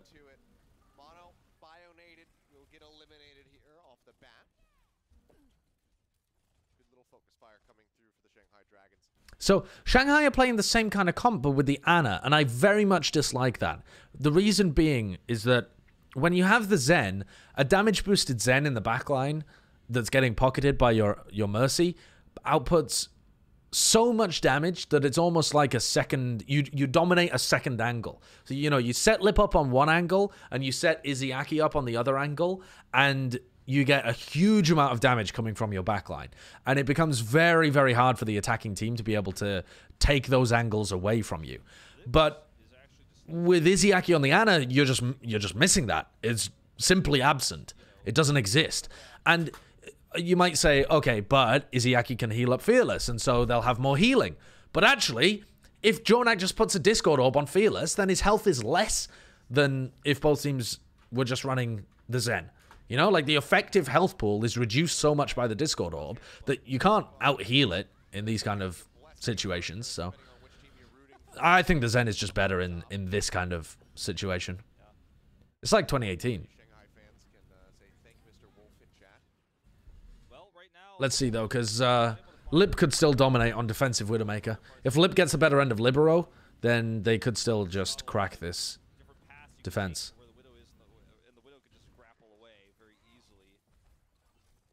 Lip's a pretty good Widowmaker. Okay, Fleder is actually playing a bit of a backline play at the moment. I mean, he doesn't look confident about it, though, does he? I mean, he's just taking the exact same position up on a high ground, not being mobile whatsoever. He recalled into the exact same spot that he was in and then ran away.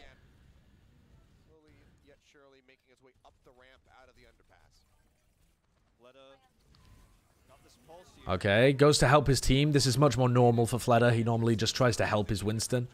Nice stick, though. Good stick.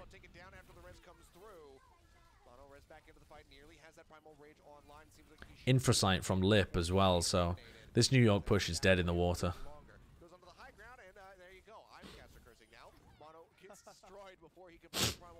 Shanghai Dragons is the tank line. I mean, they have good DPS players and, I mean, great DPS players. Lip is a fantastic Sombra, best in world. Fleder's been really, really good as well. But what makes Shanghai Shanghai is Fearless and Void, and how much space they create for the rest of the team. But in this kind of meta, your DPS need to make their own space sometimes.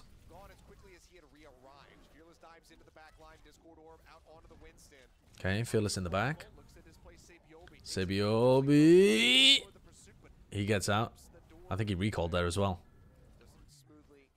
And look at Jonak. Jonak is now set up with a damage boost in server room. Just shitting out damage onto the payload if anybody tries to come and contest it. So they'll probably just have Hopper push the payload here, and Jonak is going to be vomiting out damage from server room. And there's nothing that Shanghai can do to push him off that angle, because if they try and have Lip contest him, Lip has to worry about Libero, which is why the Zen is just so useful.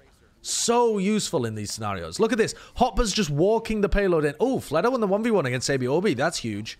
That's huge, because now Fleder can actually come and try and push somebody off the angle. Trying to demech Hopper so that he can't push the payload. But he has the self-destruct to be able to get back into his mech.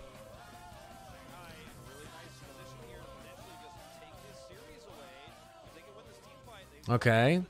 Down to the final few seconds here, actually. And Lip goes down. Fearless as well, weak, even with the nano. The slow siege from the New York Excelsior, but they had the positional advantage. And they had the better composition, so they were favored in that fight over time.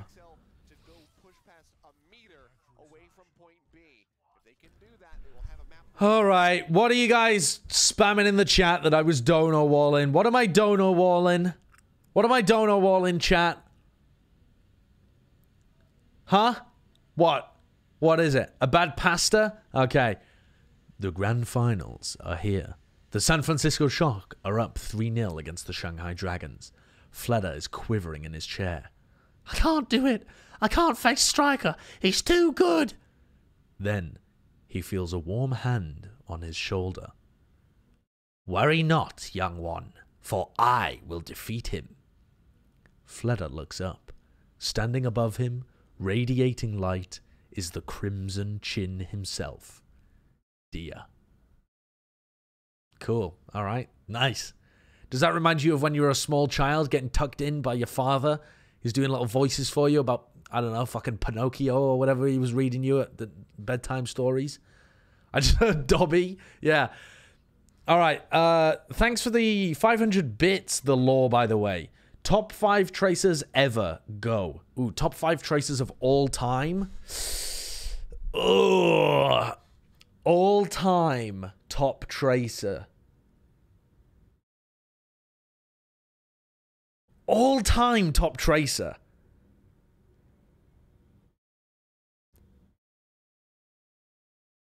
Is it Sabiobi or is it Prophet? The all-time top tracer. I'm trying to think pre-Owl. I mean, Prophet was unbelievably good ever since he first came on the scene, but that was in like March 2017. So Soon has to be in the top 5 due to his career length. Probably, yeah. Probably. I think I'd probably go for like... I think I'd probably go Prophet, Sabiobi, Striker, Soon, and... Effect? Shut the fuck up, chat. Shut the actual fuck up. What are you talking about? Effect? The guy doesn't play anymore, so he hasn't played for 2 years, and he didn't even play very much before Owl either. Like, Effect played as a significant portion before Owl, but exactly the same amount of time as people like Sabiobi, Prophet, these kind of guys, and he hasn't played for like 2 years. How are you possibly saying Effect? Oh, Birdring. Dude, Birdring is a very good shout. Except when Birdring played in the Overwatch League, he hasn't really been playing the Tracer because Prophet always took that role. Actually, that's not true. Prophet sometimes played the Genji. When they played Tracer Genji, Prophet played Genji. So yeah, Birdring has actually played a bunch of it in Owl. Yeah, maybe it would be Birdring. If we're talking all time, it probably would have to be Birdring. Yeah, I think you'd have to say Prophet, Sabiobi, Birdring, Soon, and Striker.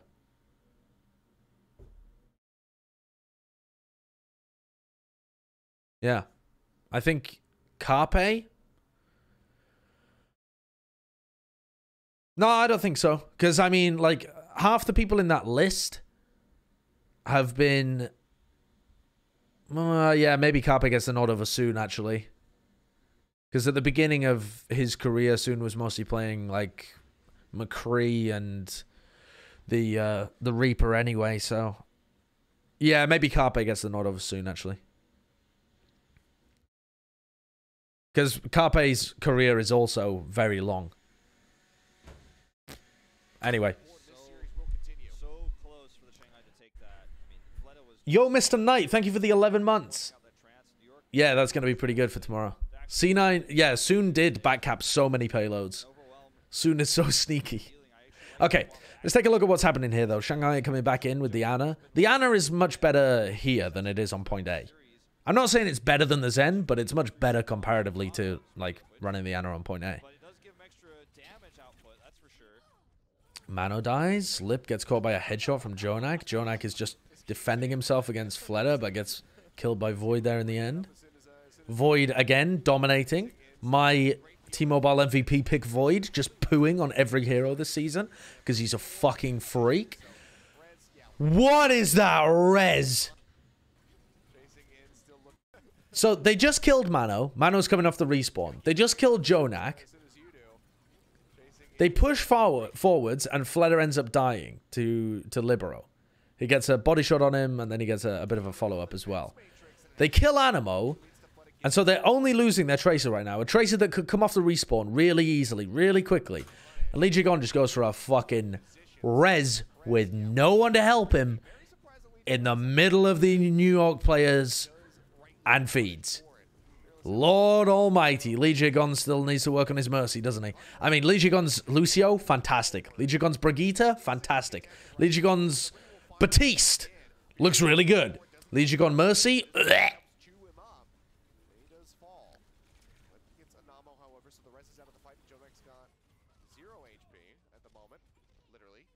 Izayaki headshot, but he gets rezzed.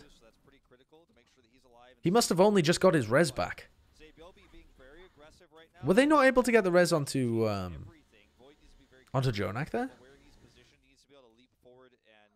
Ignoring chat. Come on, what do you want, guys? What do you want? I'm trying to review this VOD. What do you want, chat? What do you want? Judge my hot take. Michael was the best tracer of all time. Okay, can we get a ban in the chat for Onkar Sandhul? Can we get a ban in the chat? Ban in the chat. Eviltol, best Mercy sideshow, true or false? Eviltol is definitely one of the best Mercies. I don't know whether he's the best. I mean, other people like Neptuno and Animo are up there as well. Arc was actually really good as well, yeah. Arc's a very good Mercy.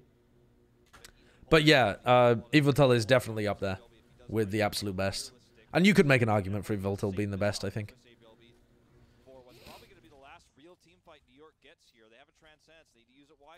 Okay, 1 minute left. Fleta in the backline. So passive, man. Oh, wow. Animo immediately popping the Valkyrie and healing. Animo so fast on that peel. Hop against DMEG'd in the middle of that fight, though. Transused. Mano dies. Uh-oh. 30 seconds left and Shanghai are holding. Uh-oh.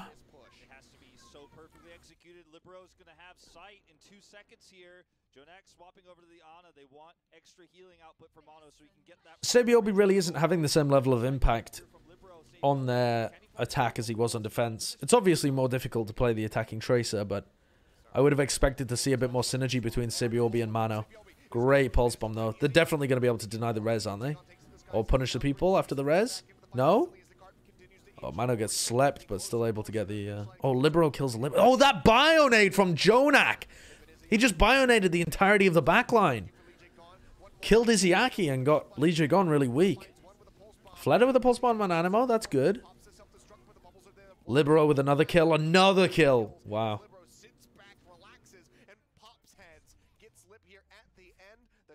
Pretty good play. Pretty good play from New York. I mean, New York just look like the better team when it comes to those comps. I know that it was very close, and Shanghai absolutely could have won. You could even argue that Shanghai should have won, considering how close that final fight was. But I think New York played the better Overwatch. Like, had the better idea for the plan. Sebiobi was doing more. The Zen, I think, is the better pick as well.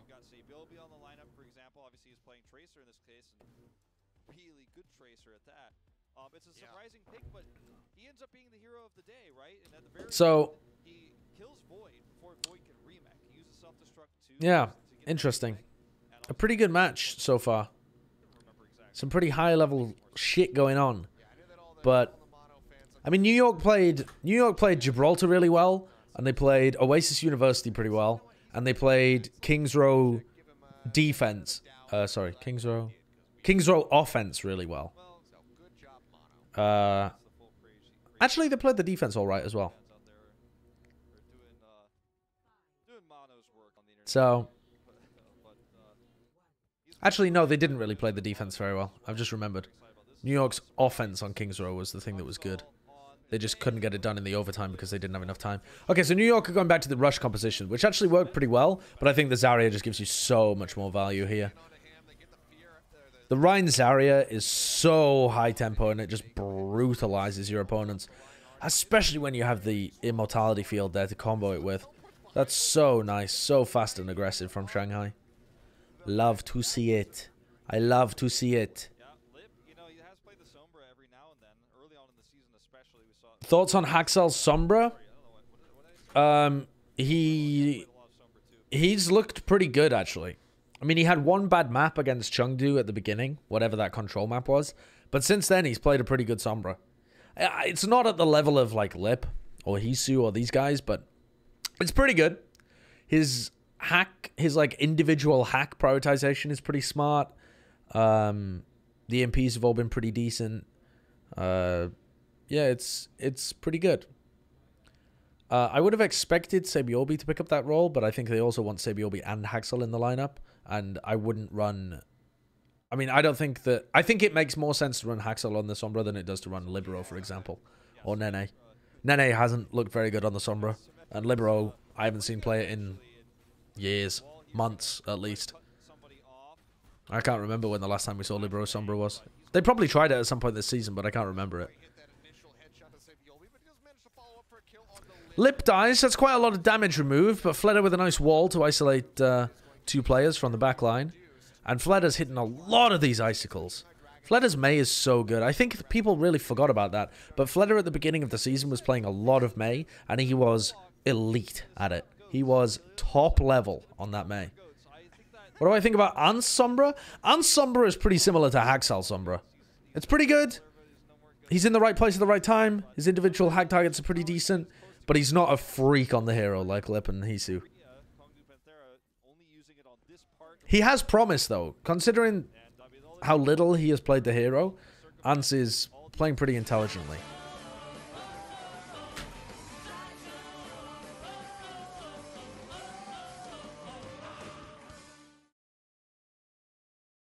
I just feel that Hisu is not like the smartest Sombra ever, but he builds EMP like a god. No Sombra builds that fast.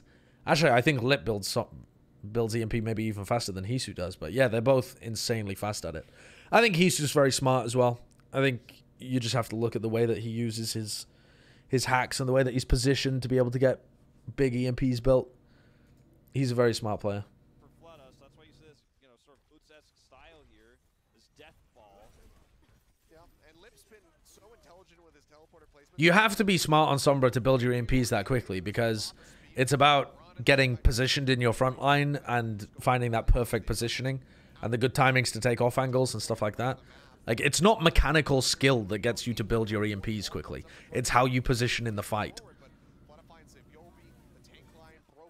And avoid dying whilst still charging your EMP. Are they staggering Haxal?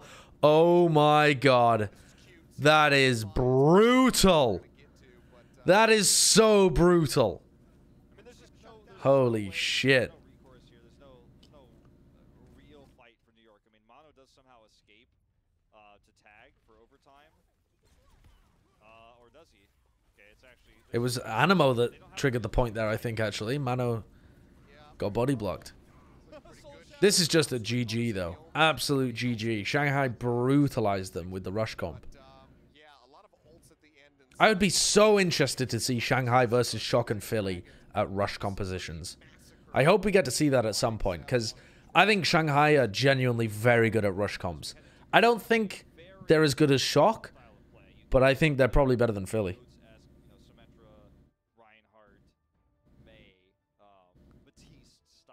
People often talk about like Fearless being a Winston one trick, but his Rhine has been nasty good this season as well. Shock would get rolled by Shanghai? I mean, it depends what the meta is. I think if it was a pure rush meta, like if it was just Reinhardt rush comps constantly, I think Shock would win that. I think Shock are outrageously good at those. That style of Overwatch. Double shield, I think Shock would have a pretty decent chance as well. Obviously, Sombra compositions, Shanghai are massively favored though.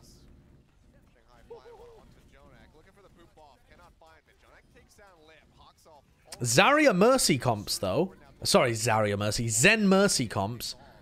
I could see Shock winning that as well. Violet's insane.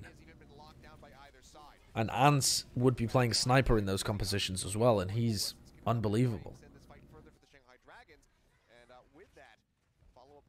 Let's wind back to the beginning of this fight as well, though, because these are the same kind of mirror compositions that we were seeing on Oasis, where New York is running the Sombra Tracer, but with Mano on the Wrecking Ball, which I think is designed to stop Shanghai from being able to effectively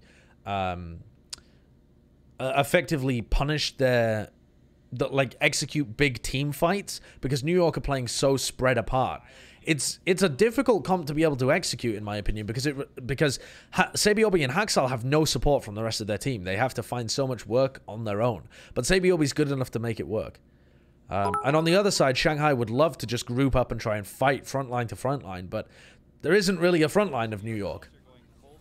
And Fleder's not confident playing the Tracer in these positions. Almost exactly the same. That's how the series started. Press their way forward. A hack out on the Fearless. Shanghai flying one onto Jonak. Looking for the boom. Jonak suckles down Lip in the backline. And they're just finding... Shanghai are finding it so difficult to pick a target and go on them. Because New York is so slippery. Whereas normally when you play the Winston Diva mirror in these comps, it's very clear who you should go for. I mean, Fleder and Lip are going to be trying to get hacks and damage onto the front line, onto the Winston and the Diva.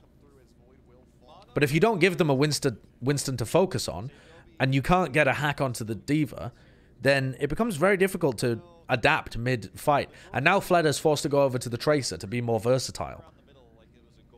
Because now that there's no front line to munch on with your Reaper, you have to go to the Tracer so that you have the flexibility mid-fight to go for Hopper or Jonak or Animo or try and take a 1v1 against Sabiorbi or whatever. But previously we've seen Fleder be able to find a lot less value than Sabiorbi in the middle of these fights.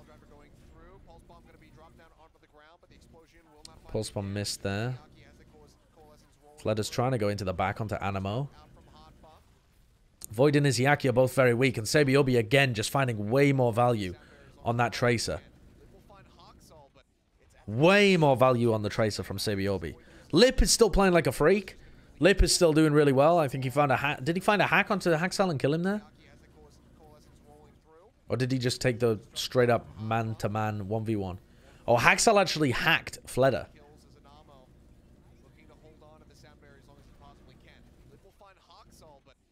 Oh, that was as Lip and Fleder were trying to 2v1 Haxal.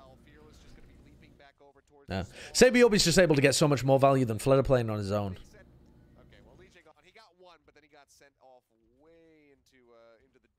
Now, I know that this score ends 3-1, so I know the Shanghai Dragons win, so presumably there is some adaptation or better ultimate usage here from Shanghai on this point, because... Okay, EMP is very nicely timed there from Lip to be able to find the immediate kill onto Animo. Ooh, the EMP catches Lee Jae though. Alright, let me take a look at this Fleder kill onto Sabiorbi as well, though. This is interesting.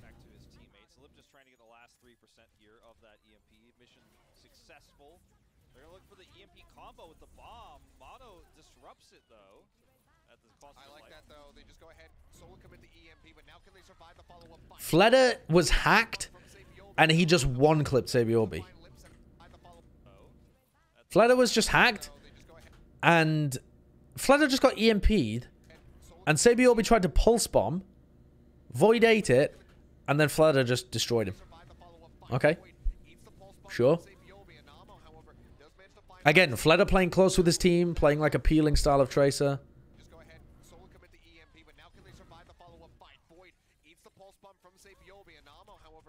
He's always got the resources of his team to be able to rely on. It's a very smart team-based style of Tracer. He just doesn't get very much value done when he has to play on his own.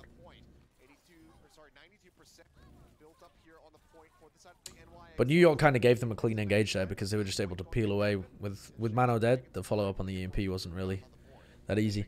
I think New York make it more difficult for themselves to play without the Winston, but they also make it more difficult for Shanghai to play. And it forces the Tracer mirror, which is advantageous for Sabiorbi.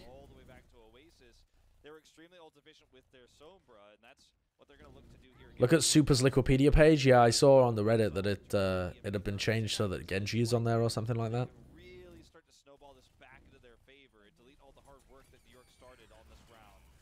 The mines are kind of zoning. And Fleder again wins the 1v1 against Sabiorbi. This is different. Fleder just fucking leveling up. Just winning the 1v1 on the flank. Very nice.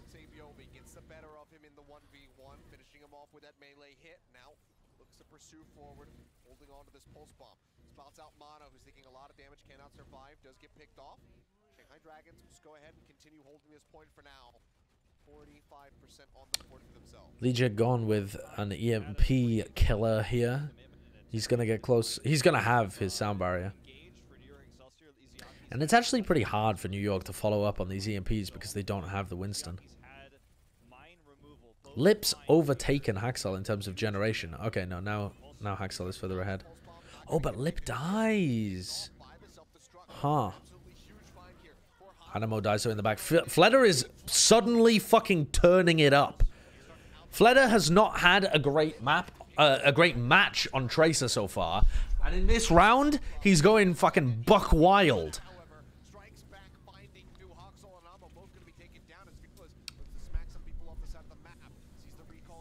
He's leveling up. I think he's just won 2 1v1s against Sabiobi and managed to find a pick on Animo and then Haxel in the backlines. EMP. Lip dies, but Fleder kills Sabiobi again. Sabiobi goes for the 1v1 after Fleder is hacked again and loses. Look at that. The hack comes through. Both of the Tracers are on full HP. Sabiobi gets one clipped. Fucking hell, man. Fleder is just leveling up. That's crazy. Fleder diff. Fleder diff. Okay, Sabiobi kills Fearless. EMP. But I don't think... Okay, Fleder pulse bombs Jonak as well. Let me see Fleder fuck. Okay, doesn't quite work. Doesn't quite work. Oh, wow, and they're not able to activate overtime? Really? They weren't able to keep the OT going. I guess I thought there was players closer to the point than that. I didn't even realize that New York had flipped it at the beginning there. Well, I think Fleder played much better on the Tracer than we've seen so far from him this match in that round, but it still wasn't quite enough.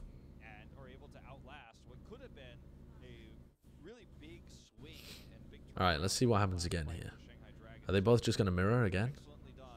Fleder on the Reaper? No, Tracer. Okay. Mirror fight again, except with Mano on the Wrecking Ball. Fuck off. I don't want new software from Apple. Why does this keep popping up on my PC all the time? I never use iTunes. I've never ever used iTunes.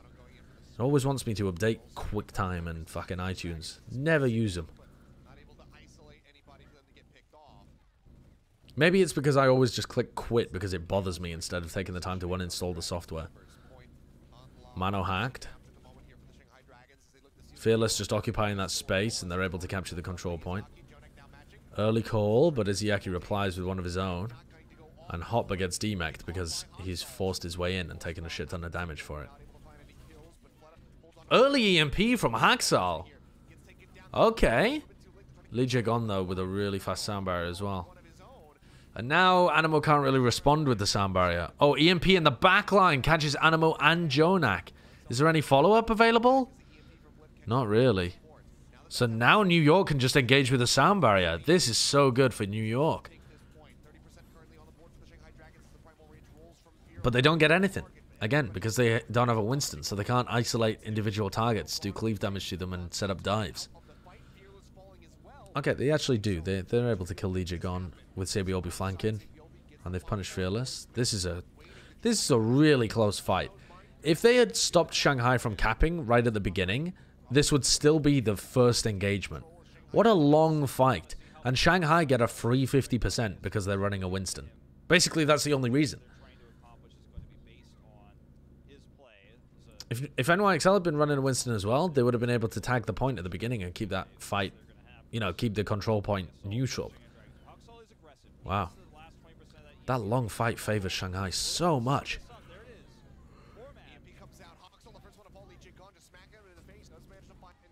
That goes through the table. That's a bit unlucky. I had no idea whether that was going to defend him or not, but it kind of intuitively makes sense that it would defend you if you block line of sight, but I guess you can see it through the table legs. He got bogged. Yep.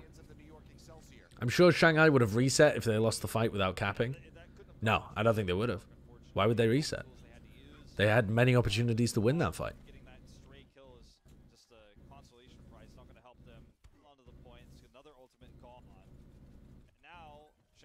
Dragons have positional advantage, and Fearless and Primal's No one gives up the first fight. maps where You throw everything into the first fight because the first fight means so much on control. on the approach. Anamo, if he has his sound barrier, If you have a decent chance to win, you're gonna go for it. Legion gone, hacked, and taken out. Very nice from Haxel. Good target finding. That's nice as well. The bash stops Fearless really jumping forwards. Bomb, and Anamo's going to use his beat here to try and close out the fight, but they can't find a target. Oh, I don't know whether that's the play, to be honest. But alright. New York are going to be able to flip the point here, but Shanghai are pushing back in with a sound barrier and an EMP. So they can just lead with the EMP. If Haxel uses his, they've got Legion on sound barrier. So very tough.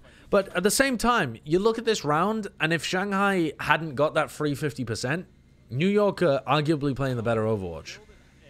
before he could use the sound barrier, Hacked killed there in that previous fight, but he still holds it now, so he still has the They would be ahead. They would have won more team fights. The EMP though is good there from Lip. Wow, and they pulse bomb Sabiolby. Jesus Christ. The pulse on the Tracer.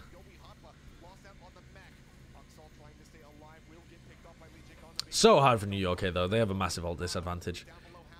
Again, if they didn't have that 50%, then they would be in a great position. But wait, are they turning this? Are they really turning this? Good focus onto Jonak, but Sabiolby is just fucking in the backlines. Sabiolby is dominating.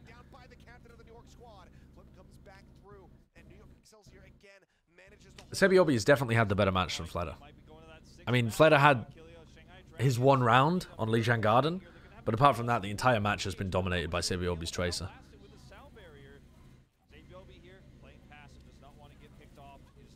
I mean, not the whole match, but whenever they played the Tracer v Tracer, Sabiolby dominated.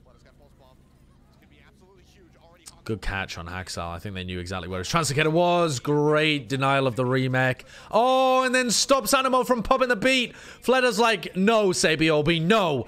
I dominate, okay? Did you not watch me on Lijiang Garden? I poo. My time now. My time. That was a sick series of plays from Fleder. Again, just following his team everywhere, though.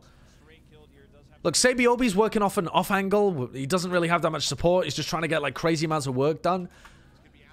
Haxel doesn't have tanks to really play with because Mano's just flying all around the fucking place. Fleder playing with his team, comes around the back. That flank is beautiful to be able to take down Hopper. And then he's just pushing with his backline onto Animo. Ah, that's so beautiful. Oh, that's so beautiful. What a good way of winning the series from Shanghai. I will say, though, Shanghai not looking quite as dominant as I thought they would. They are definitely mortal. New York played some good Overwatch, though. They had a good idea of how to disrupt Shanghai's style.